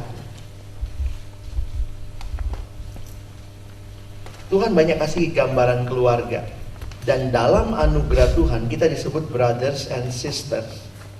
Kalau kita masih lihat teman pelayanan kita seringkali hanya sebagai orang jauh yang istilahnya nggak ada hubungannya sama kita, seringkali juga cara kita memperlakukannya bisa beda. Nah itu pertama ya, bawalah dulu dalam konsep ini saudara seiman. Dan kalau memang dia orang yang sungguh-sungguh, sebenarnya dia juga mau yang terbaik dong buat pelayanan ini, cuma mungkin caranya beda. Lalu nanti masuk yang kedua, kalau kamu mau melatih kesabaranmu, belajarlah kreatif. Kreatif dalam arti, belajarlah mengasihi dia dengan cara yang lebih kreatif. Misalnya,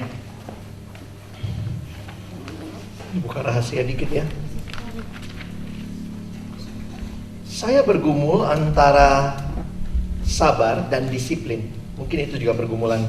Karena banyak kali kita nggak sabar. Kalau itu permasalahan karakter, biasanya kan muncul dalam perilaku. Jadi saya misalnya pernah nggak sabaran sama satu anak karena dia terlambat terus. Dan dalam ketidaksabaran saya, gaya yang saya pakai karena saya pemimpin, saya menekan dia. Menekannya macam-macam. Kalau dia datang terlambat, saya pura-pura misalnya, itu kan cara menekan. Karena juga ternyata saya sadar saya nggak berani ngajak dia ngomong. Jadi saya berharap, ya itulah asumsi saya, lu ngerti dong. Tapi saya tambah kesel waktu dia nyantai aja, halo kak. Ini orang apa? Gitu ya. Terus udah banyak yang bilang sama saya, kak ajak ngomong kak ajak ngomong. Udah nggak bener nih kak, ajak ngomong. Saya mulai bingung, kalau saya ngajak ngomong, pasti saya teriakin. Disiplin apa? Tapi lama-lama waktu itu saya berdoa sama Tuhan, saya bilang, Tuhan, gimana caranya? Akhirnya saya menempatkan dia sebagai my brother, my dear brother. Dan memang dalam hati saya, waktu saya selidiki paling dalam, saya sayang sekali sama dia. Saya bilang sama dia, akhirnya saya panggil. Apa yang Kak Alex bisa lakukan untuk nolong kamu tidak terlambat? Jadi saya masuk dalam menempatkan diri. Saya tidak sedang mau menghukum kamu, saya mau nolongin kamu. Ada nggak yang bisa saya lakukan supaya kamu nggak terlambat?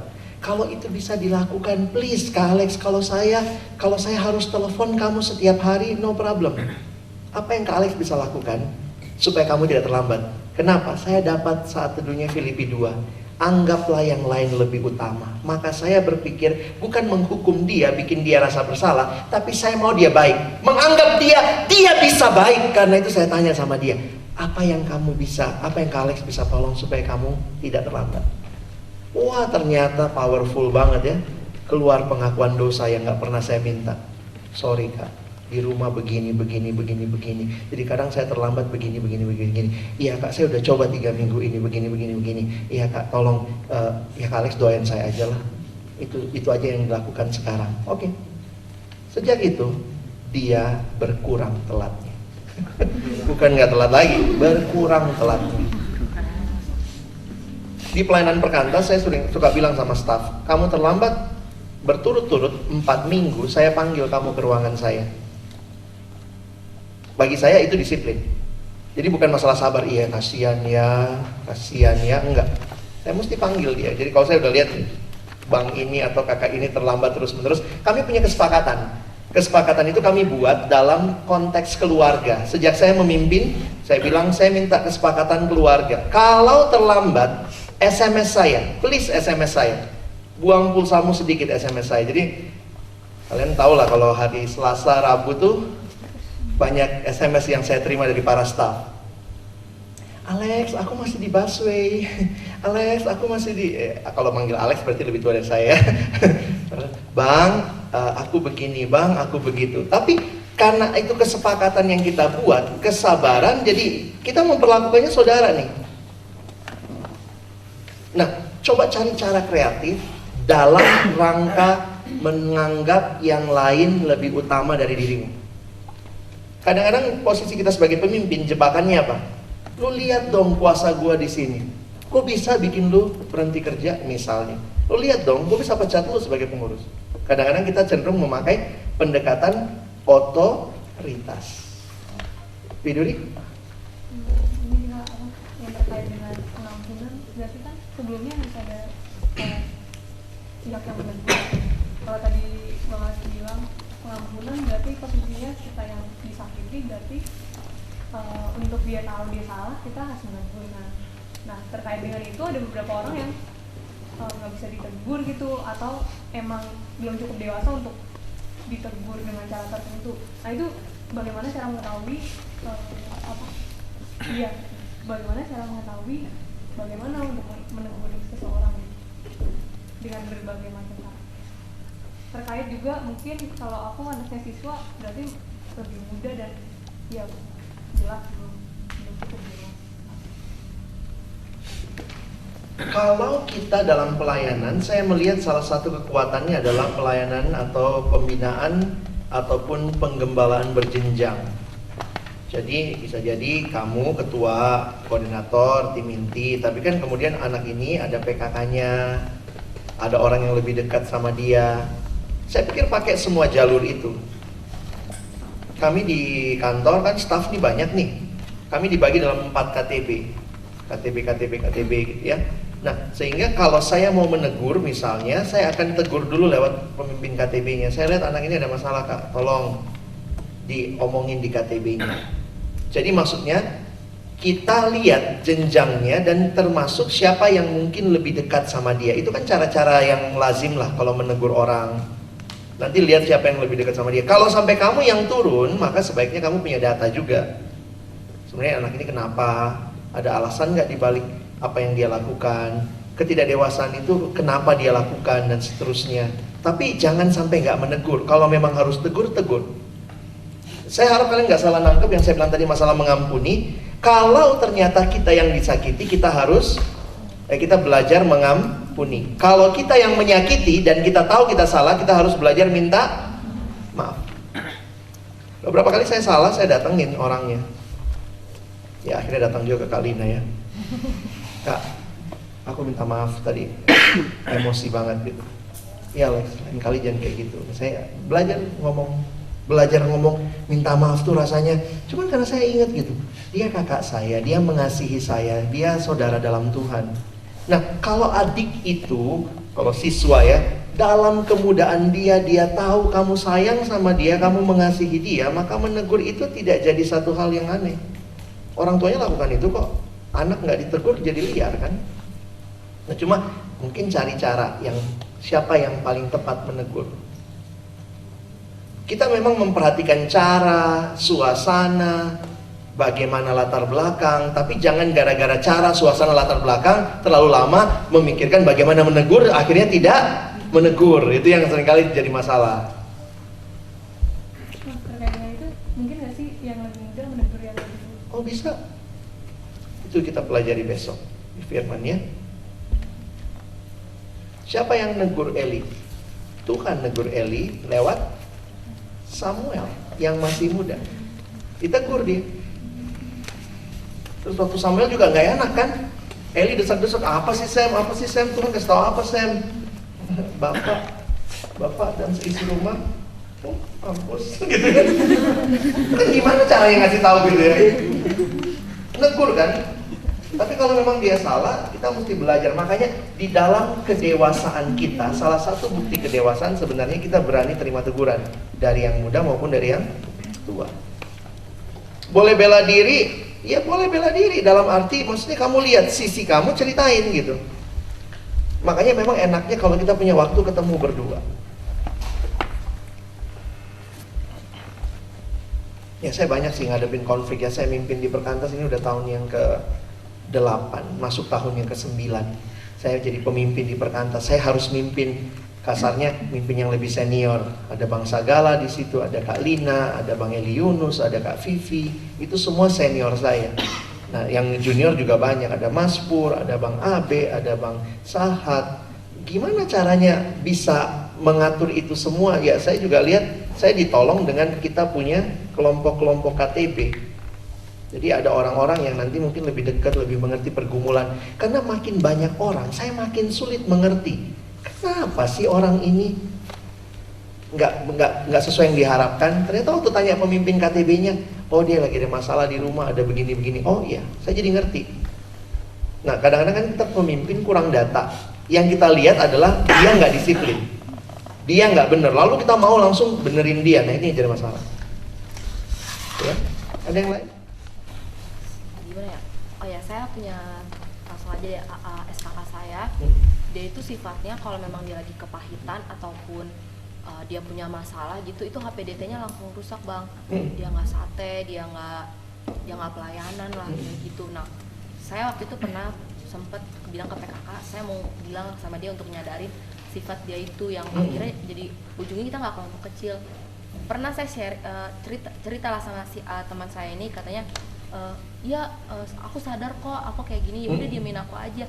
Tapi dia nggak sadar kalau akhirnya itu berdampak dengan orang dekatnya itu. Nah, sampai pernah saya bilang, saya pingin ngasih tahu kelakuan kamu itu akhirnya berdampak sama kita jadi nggak kelompok kecil gitu kan. Cuman saya takutnya dia malah ntar jadi keluar dari kelompok kecil kayak gitu. Jadi sebenarnya gimana ya untuk nyadarin dianya gitu tuh? Inilah yang memang jadi misteri waktu saudara menyelesaikan konflik. Bisa benar-benar memang dia berubah atau dia keluar. Tapi saya pikir kalau kita tidak menegur, sama juga kita nggak tahu apa yang mungkin terjadi kan. Nah, karena itu dalam menegur itu pastikanlah bahwa kamu tulus. Kamu tulus, kamu tidak sedang jelekin dia. Dan harusnya kalau kamu tulus, meskipun sekarang dia sakit hati, mungkin satu waktu dia akan ngelihat. Ini orang, kalaupun misalnya akhirnya dia keluar ya, dia akan ngelihat gitu. Lalu kalau bisa 2-3 orang, kalau ada saksi kan lebih enak, atau ada teman-teman yang mengasihi. Lalu mungkin yang berikutnya lagi, kalau saya sih melihat ini terkait dengan pembinaan ya. Sebaiknya kalian juga dibina di dalam karakter. Rata-rata kita belajar MHB, kita belum masuk ke bahan karakter. Kenapa MHB-nya nggak habis 2 tahun? Jadi kita jarang masuk ke Jadi ada yang sudah pernah PA karakter? Buku-buku karakter? PA tentang buah roh, kasih, sukacita, damai sejahtera, kesabaran, kemurahan. Itu dalam tahapan pembinaan kita, itu ada sesudah MHB. Tapi saya jadi takut, hal gituan nggak dibahas. Kalian nggak pernah bahas kasih di kelompok kecil, nggak pernah bahas pengampunan, karena MHB aja kalian nggak berjuang habisin. Nah, makanya mungkin persekutuan perlu memikirkan tema-tema seperti itu masuk dan dibahas. Selain memang usaha yang kita lakukan dari teman dekat, nyadarin dia, tetap menegur dia dengan apapun dampak yang bisa terjadi, kita backup dengan doa. Tapi jangan lupa kita jadi orang-orang yang harusnya diisi dengan konsep pengampunan, konsep kesabaran, dan itu tidak muncul kalau kamu nggak keluar MHB. Karena itu bahan sesudah MHB. Belilah di luar, judulnya sesudah memulai hidup baru, sekarang namanya karakter hidup baru. Jadi sekarang kan pakainya PHB, peta hidup baru. Habis itu MHB, memulai hidup baru. Habis itu KHB. KHB itu isinya ketuhanan Kristus dan karakter. Dibahas tentang kasih, beberapa hal lah. Saya agak takut juga nih, kelompok kecil yang mandek membuat banyak hal kalian gak nikmati waktu di kampus.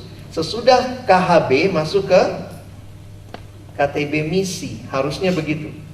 Saya ngalamin semua rangkaian itu di kampus. Sampai KTB kami punya proyek misi. Termasuk ke Klaten waktu itu, ke anak jalanan, itu terjadi selama saya di kampus. Sekarang bahan mentok di MHB. MHB untuk apa? Diri sendiri, benar gak? Bagaimana saya berdosa teduh, saya berdoa. Tidak heran kalau ada yang lihat kampusmu, anak-anaknya cuma kelompok kecil doang, tidak bermisi. Kenapa nggak nyampe ke bahan misi? Semua bahannya tentang hidup saya, doa saya masih belum beres, ini saya masih belum ini. Jadi kita memang sibuk membenahi diri, kita nggak masuk ke karakter, kita tidak masuk ke misi. Jadi mungkin itu jawaban saya sejauh ini ya. Punya teman kecil, dia orangnya tuh dalam manajemen waktu nggak baik, kategorinya nggak baik. Kenapa? Karena dia sampai lebih mementingkan bermain-main dibandingkan belajar atau melakukan sesuatu yang bermanfaat. Terus dia juga orangnya sering ngaret, terus dia juga manajemen waktunya kurang baik lah. Kalau ditegur dia malah marah, terus malah kayak ya lo nggak tahu apa-apa kayak gitu-gitu. Terus kalau tanya ya kenapa dia malah makin marah gitu. Nah, sebagai seorang, Udah berapa lama kamu sih? dari SMA. Sekarang kamu Kuliah. Enggak, maksudnya saya tanya berapa lama, bukan 2 tahun, 3 tahun? Bersahabat. Sampai sekarang sih udah 5 tahun. 5 tahun. Tuh dia dari SMA kayak gitu sampai Itu satu rumah. Terus yang ditanyakan sebenarnya apa? Misalnya aku udah sampai di titik di posisi doain dan negor dia, tapi dia malah kayak marah gitu ke aku, terus bilang kalau gini-gini gitu. Nah, apa yang harus aku bisa lakukan selain aku doa dan negor dia? Aku juga udah berusaha gitu, apa yang bisa gue lakuin nih buat lo gitu, ngingetin SMS dia gitu, cuman kayak kurang berdampak. Nah, kira-kira apa yang harus dilakukan? Kita mungkin pingin orang berubah saat ini juga gitu ya. Nah ini yang saya pikir juga nggak mudah. Mungkin Tuhan, saya seringkali bilang begini juga, saya seringkali menyadari gitu. Pernah nggak doa minta kesabaran? Pernah kalian berdoa minta kesabaran? Pernah? Nah ini jawabannya, sabarlah sama dia sampai kapan. Kan jawaban. Kalau enggak, dari mana kita sabar? Sabar itu bukan teori kan? Sabar itu bukan, catat khotbah saya tentang sabar. 3 hal tentang sabar. 1, 2, 3. Sabar itu dibuktikan waktu pulang gereja, lihat di lapangan parkir. Kau maju mobilmu, aku mau pulang nih. Kalau itu, sabar itu adalah karakter. Kalau kalian belajar karakter, ini rata-rata belum masuk karakter ya. Apa itu karakter? Karakter itu sesuatu yang melekat dengan diri kita. Jadi kalimat sederhananya begini, kamu menabur tindakan, kamu menuai kebiasaan. Kamu menabur kebiasaan, kamu menuai karakter. Kamu menabur karakter, kamu menuai hidup. Nah, menariknya adalah kalau itu jadi karakter, itu terus menerus. Jadi maksudnya begini, itu benar-benar kayak melekat. Termasuk juga karakter yang jelek. Terlambat. Lama-lama kita bilang, ini kan dia terlambat sekali, terlambat 2 kali. Lama-lama kebiasaannya terlambat. Setelah kebiasaan terlambat terus dilakukan 3 tahun, jadi karakter. Alex itu kan terlambat. Saya punya teman kelompok kecil, dia dari SMA, kita sudah kasih gelar teologi, STH, selalu terlambat hadir. Sampai pernah dia datang on time, apa yang kita bilang? Tumben. Nah, itu sudah masuk jadi karakter, melekat. Sampai kalau dilepaskan, dia bukan dirinya lagi, itu karakter. Nah, menariknya, ini udah khotbah buku karakter Kristen ya, dibacalah buku itu. Menariknya, ketika kita bertumbuh dalam karakter Kristus, itu nggak mungkin dengan usaha kita. Tapi disitulah karya Roh Kudus. Makanya dibilang buah roh, bukan buahnya kita. Kalau buah roh, gara-gara siapa kita berbuah? Roh Kudus. Karena siapa? Karena Roh Kudus. Nah, buah roh itu kasih. Kita bukan orang yang mengasihi, kita kan maunya balas dendam. Kesabaran, kita bukan orang yang sabar. Jadi hanya ketika kita tinggal di dalam Tuhan, di dalam Roh Kudus, maka Roh Kudus akan menolong kita menghasilkan buah itu. Nah, itu yang harus diasah dalam hidup. Mesti dilatih, mesti dibangun, dan mengizinkan Roh Kudus menghasilkan buah itu. Nah, itu yang tadi saya tanya, sudah berapa lama kalian bersahabat? Dan kalau belum ada sampai sekarang buahnya, meyakini orang bisa berubah? Terus doain, terus ingetin. Saya senang dengan pemimpin kelompok kecil saya dari dulu. Waktu kami kelompok kecil, setiap semester dia tanya, lanjut atau tidak. Jadi apa ya, evaluasi dengan pemimpin kelompok kecil saya cukup jelas. Setiap semester ditanya, mau lanjut atau tidak. Dan itu saya biasakan kepada adik-adik kelompok kecil saya. Termasuk waktu tidak disiplin, saya tantang. Kamu nggak disiplin, maaf. Apalagi kita udah jalan 3 tahun, 4 tahun. Kamu nggak disiplin, Kak Alex pindah ke tempat lain. Saya langsung begitu, saya tidak takut kekurangan anak kelompok kecil. Kenapa? Tuhan banyak kok, Tuhan mau sediakan orang untuk dibina. Kalau orang itu tidak berubah, maksudnya tidak menunjukkan perubahan yang signifikan sedikit, maka kita tantang dia mau tetap. Kalau mau tetap berarti kesabaran kita diuji. Kalau kita tantang dia keluar, berarti memang dia nggak tahan uji. Kalau saya sih sederhananya begitu. Kalau dia masuk kelompok kecil, biasanya saya kejar 6 bulan. Saya kalau ngejar orang tuh benar-benar ngejar.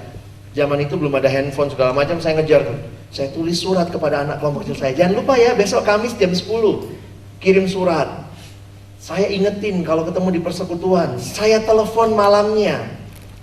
Pas jamnya, saya tunggu depan kelasnya. Bang, fotokopi dulu ya. Oh ya, saya juga pas mau fotokopi. Yo, daripada lu lari. Tuh. Bang, lapar nih, makan dulu. Oh, saya juga lapar. Ayo gitu. Saya tempel bener 6 bulan. Selebihnya saya lihat respon mereka. Ini bener mau ikut kelompok kecil nggak? Saya tantang kan. Mau kelompok kecil? Nggak mau, nggak apa-apa. Saya berhenti. Sekarang ada PKK mempertahankan kelompok kecil 3 tahun. Ternyata ketemu selama 3 tahun baru 2 kali. Ngapain? Kamu mendingan pimpin kelompok yang mau dibina. Jangan sampai buang mutiara sama babi. Saya nggak bilang kamu babi gitu ya. Tapi contoh, itu adik kelompok kecil saya yang main gitarnya dibolak-balik gitu ya. Itu adik kelompok kecil saya dari SMA, Bang Abi, yang main gitar kebalik gitu. Dia udah pulang. Nah, waktu dia SMA, saya mimpin. Saya tinggal di Kelapa Gading, saya mimpin kelompok kecil di Depok. Dan di Depok, di SMA 1 Depok. Saya datang ke SMA 1 Depok setiap hari Kamis. Kelompok kecil jam 1. Jadi saya pegang mereka dari kelas 2 SMA. Ya namanya anak SMA ya, kita mesti pendekatan dengan baik, sabar gitu ya. Nah, tapi lama-lama ketika saya mulai tuntut komitmen, karena saya bikin perjanjian kelompok kecil. Saya dengan anak SMA tanda tangan, kamu berjanji datang dan persiapan. Tidak datang persiapan, saya marahin. Maksudnya saya mau datang membina orang. Saya agak takut memang, kalau kalian baru pertama kali memimpin kelompok kecil, takut kali ya kalau anaknya mundur ya. Aduh, nanti dia mundur gimana bang? Kalau saya nggak terlalu takut lagi lah. Kalau dia mundur mungkin Tuhan pakai orang lain buat dia. Sehingga saya nggak buang waktu.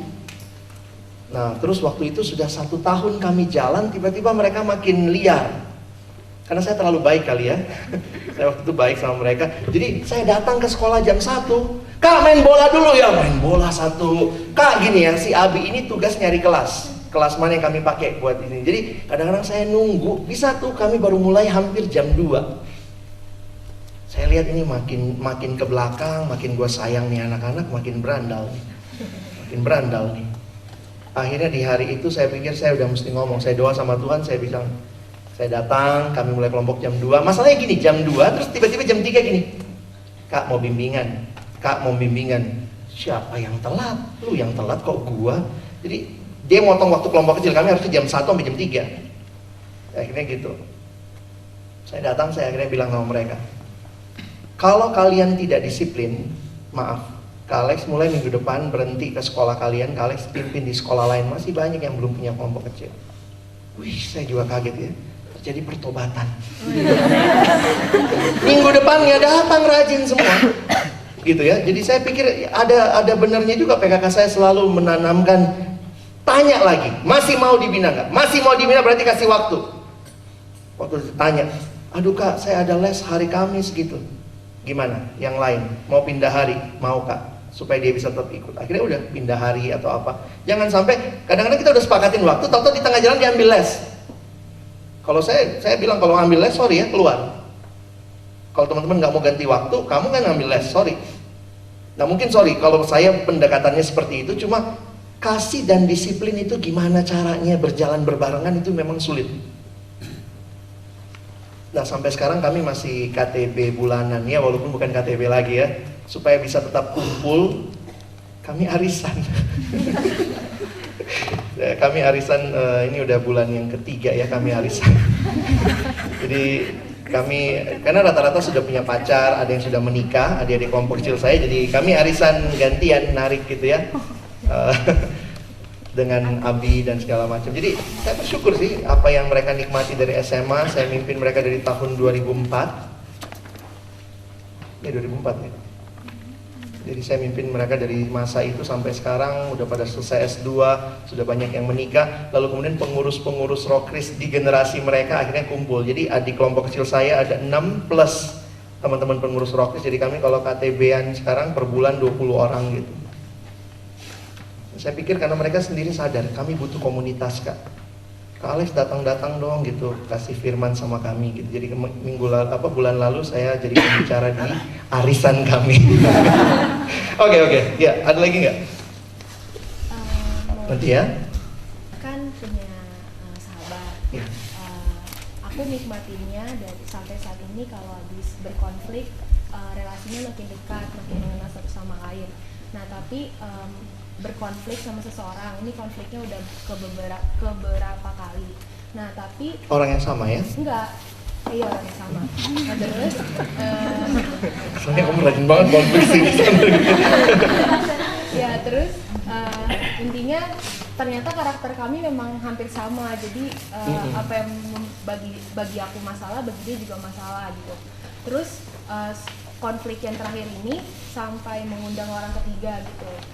Nah terus akhirnya dikelarkan masalahnya, tapi akhirnya kami jadi dingin relasinya, jadi sama-sama dingin, gak berelasi seperti biasanya. Padahal saya udah nggak biasa-biasa aja, nggak yang marah, nggak yang gimana-gimana. Nah apakah itu salah? Terus tapi dia ternyata dia merasanya saya masih kenapa-napa sama dia, padahal saya udah baik-baik aja. Cuman emang saya memilih Jaga jarak. Karena memang prinsip sekali gitu mengenai ya prinsip lah pokoknya gitu. Udah masuk belief nih. Iya.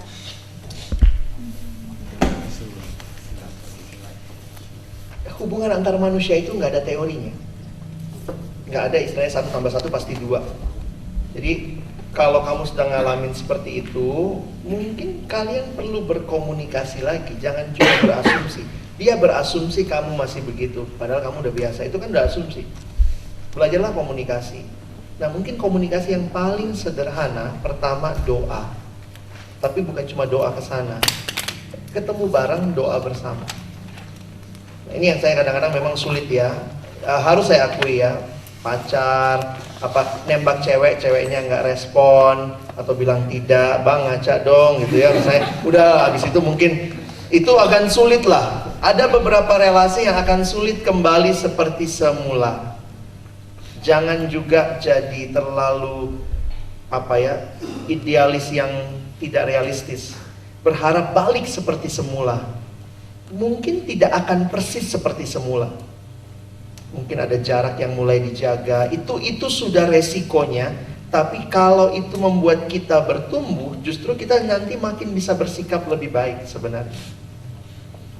Saya pikir Paulus dan Barnabas juga akhirnya kan itu yang paling ngeri sebenarnya buat saya. Pisah. Jadi kalau ada hamba Tuhan pendeta pecah gitu ya, dulu satu gereja dia bikin gereja sendiri. Saya kadang-kadang mikir seprinsip apa sih? Ini Paulus sama Silas cuma gara-gara bawa orang yang meninggalkan. Ini berarti sudah masuk ke masalah belief ya. Pasti bukan cuma masalah surface kan di permukaan. Ya, cobalah. Bagaimana cara kita menghadapi orang atau rekan sekerja yang dia lebih cenderung itu berasumsi gitu, karena dalam satu kasus yang pernah saya jumpai dalam kepengurusan adalah A, B dan C gitu, dan si A dan B itu punya konflik gitu. Dan si A ini dia sangat berasumsi kepada si B gitu, tanpa sebenarnya sepengetahuan si B ini mereka punya konflik gitu. Ada hal-hal yang si A itu kira-kira nggak, menurut dia itu si B itu nggak baik gitu, dan itu menghambat relasi mereka gitu. Dan si A itu cerita kepada si C, dan asumsi dari si A itu mempengaruhi si pikiran si C gitu, dan akhirnya dan itu mengkhawatirkan sih gitu. Maksudnya ini saya sendiri bingung untuk menghadapi orang yang seperti ini gitu. Menurut Bang Alex, saya lagi berpikir begini, mengatasi hal-hal yang seperti itu, bisakah kita ciptakan persekutuan kita jadi persekutuan yang terbuka dan saling berkomunikasi? Jadi kenapa kita berasumsi, dan asumsi itu bahkan kita miliki begitu kuat, bahkan kita sharingkan sama orang lain, apakah memang kita tidak mengembangkan komunikasi yang baik dalam pelayanan kita? Nah ini bagaimana, jadi istilahnya begini, yang sekarang bisa diatasi, tapi kan sebaiknya ke depan jangan terjadi yang begitu-begitu lagi.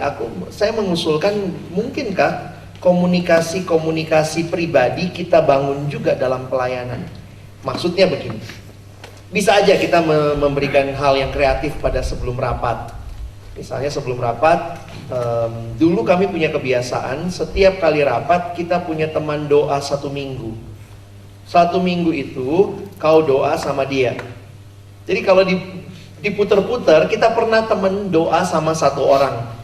Dan sebelumnya misalnya kita sebelum rapat tiap orang sharing ya, 5 menit masing-masing sharing. Lalu kita jadi teman doa selama 1 minggu sampai ketemu di rapat berikutnya atau gimana. Jadi izinkanlah semua orang mengenal yang lainnya juga. Ini mungkin cuma masalah cara bagaimana untuk supaya jangan berasumsi, tapi kita kenal. Dan salah satu hal yang menarik adalah ketika kita pernah mendoakan orang itu. Saya pikir ikatan yang paling kuat yang Tuhan jalin biasanya kalau kita jadi teman doa. Biasanya kalau kami di kantor juga setiap minggu kami staff saling mendoakan pelayanan 1 minggu. Itu udah kebiasaan kami. Hari Rabu setelah kami doa, kita doa setengah hari dari jam 9 sampai kira-kira jam 11. Maka habis itu kami ada waktu untuk sharing berdua. Dan diusahakan itu muter orangnya, atau istilahnya jangan lapangan sama lapangan gitu ya. Kami ada staf kantor. Jadi di situ saya jadi ngerti. Jadi misalnya saya doain Bang Argius, saya jadi tahu tuh jadwalnya Argius dari Kamis, Jumat, Sabtu. Kan hari Rabu doanya Kamis, Jumat, Sabtu, Minggu, Senin. Sampai Selasa, Rabu kita ketemu lagi. Nah itu hal yang kami biasakan supaya kita pernah sharing dengan yang lain. Nah itu memberikan kesempatan asumsi tidak terlalu berkembang. Nah tapi kalau sekarang terjadi begitu, saya pikir kalian yang kenal lah anaknya. Sebaiknya dipertemukankah? Atau saya juga makin takut kepengurusan kita begitu datang langsung rapat, langsung bicaranya pelayanan. Tidak ada lagi kesempatan sharing diri kita, sharing pergumulan kita. Ketemu orang dari jauh, udah kelar belum tuh buletin? Udah selesai nggak? Udah dikontak nggak? Jadi orang kalau ketemu anak persekutuan udah takut deh. Atau kita masih, gimana? Bapak udah sembuh? Oh, kok tahu? Oh iya, kan minggu lalu kita doa bareng. Gimana? Adikmu udah dapat jurusan? Kita masih kembangkan hal-hal begitu nggak dalam pelayanan kita? Sehingga pelayanan ini bukan cuma ketemu orang dalam rangka tugas. Ini keluarga, sahabat yang saling mendukung. Gimana caranya kalian coba pikirin lah. Apa misalnya gak rapat hari ini, kita kebersamaan. Ya misalnya bikin kebersamaan ya kemana ya, udahlah ke lapangan belakang gitu ya. Lalu bikin kelompok-kelompok sharing. Hari ini nggak ada ngomongin pelayanan, ngomongin diri kita. Apa yang jadi pergumulan terdalam kita, cerita gitu. Kalau di FISIP nggak tahu sampai sekarang masih terjadi atau tidak. Setelah akhir masa kepengurusan selalu ada 2 sharing. Satu sharing atau 2 evaluasi. Satu evaluasi kepengurusan program, dan kedua ada evaluasi pribadi. Itu dari zaman generasi sebelum kami diturunkan. Jadi setelah kita evaluasi semua program, maka seluruh pengurus akan cerita dia menikmati apa tahun ini dan siapa sahabat yang Tuhan berikan dalam tahun ini di antara pengurus. Jadi jangan sampai kepengurusan tuh jadi cuma sekedar organisasi ya.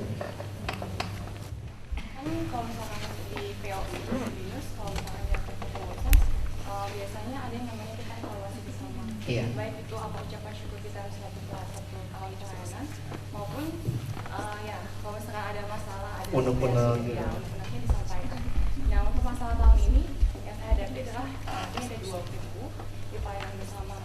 Nah itu sih paling ada kalau saya ada konflik di antara kedua buku ini. Nah kalau dari saya pribadi ingin sebelum kita selesai kepengurusan, kita selesaikan dulu secara baik-baik. Ini kenapa sih yang buat yang si A kelompok kamu tidak menyukai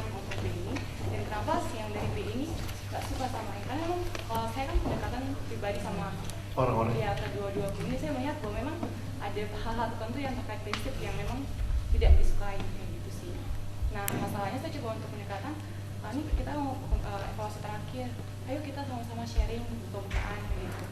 Terus dari yang sebelah sini bilang, aduh mas, kayaknya gak usah deh, udah nggak peduli lagi sama dia, udah nggak usah, yang penting selesai pelayanan, selesai, gue nggak bosan lagi sama dia kayak gitu. Pokoknya nggak lanjut sih.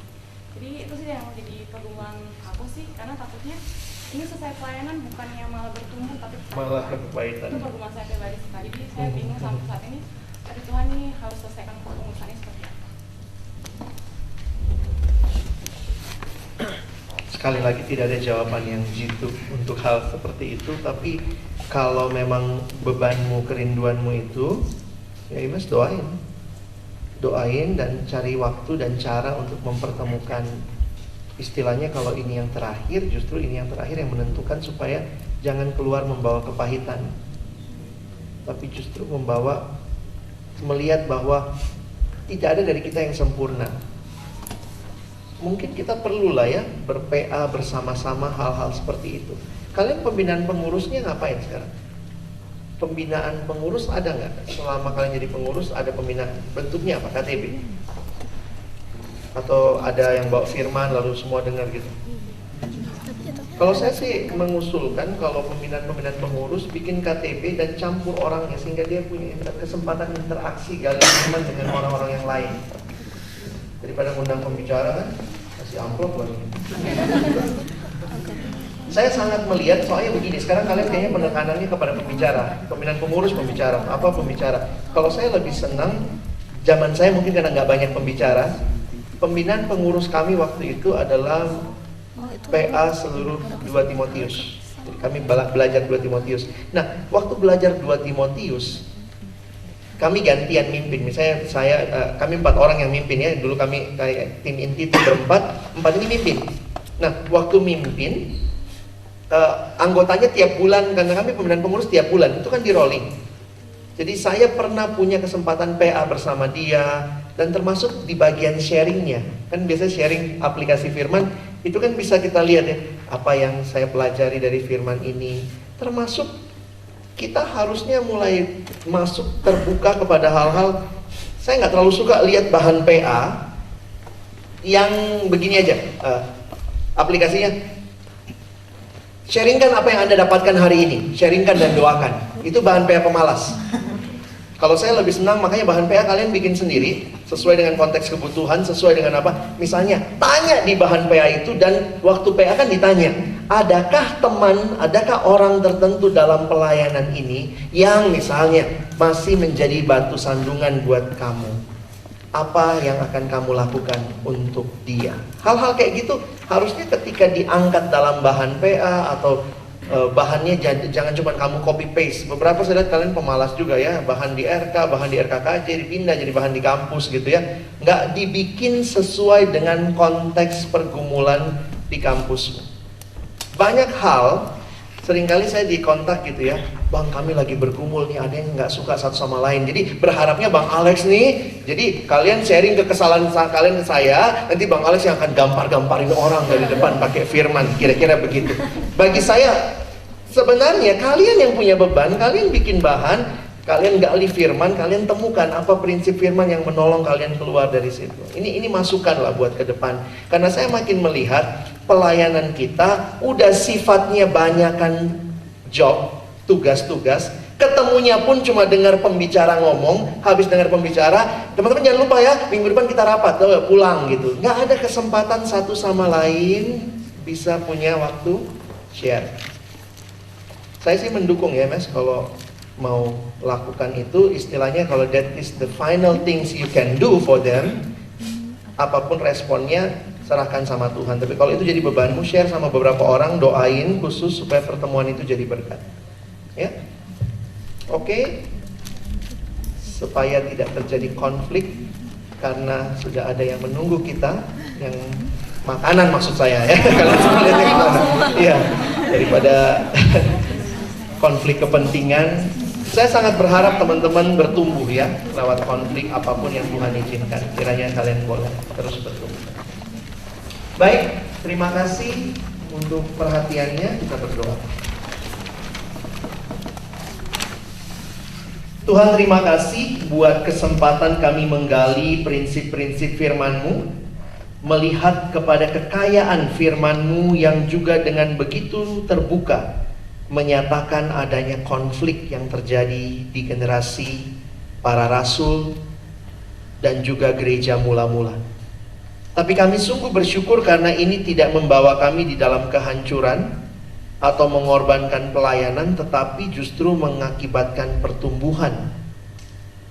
Tentu dosa perselisihan menjadi tanggungan kami, tapi ironi itu tidak membuat anugerah Allah berhenti bekerja, tapi Allah memakai terus dan terus, sehingga juga menumbuhkan, memberikan pengampunan bagi orang-orang seperti Paulus untuk bisa menerima Markus kembali. Kami juga rindu hal-hal yang kami alami dalam masa pelayanan kami yang tidak lama Tuhan, di kampus hanya sekitar 3-4 tahun. Biarlah tidak menjadi kepahitan, batu sandungan, tetapi benar-benar akhirnya boleh jadi berkat yang membawa kami dalam pertumbuhan yang lebih dewasa. Terima kasih Tuhan, biarlah kami tidak lupa setiap kali kami mengalami pergumulan, kami datang kepada Tuhan. Kami bergumul dengan firman-Mu, melihat apa yang menjadi prinsip yang harus kami lakukan, termasuk prinsip yang begitu sulit, menganggap yang lain lebih utama daripada diri kami. Tolong kami. Baik kalau sudah kami tidak lagi di kampus, kami mungkin akan ada di gereja, di lembaga-lembaga pelayanan, kami akan melayani di tempat-tempat yang lain. Kami ingat terus prinsip-prinsip yang penting ini dalam relasi antar manusia. Terima kasih Tuhan. Kami sungguh berdoa agar kiranya kami bukan hanya jadi pendengar firman, tapi sungguh jadi pelaku firman-Mu. Dalam nama Yesus kami berdoa. Amin.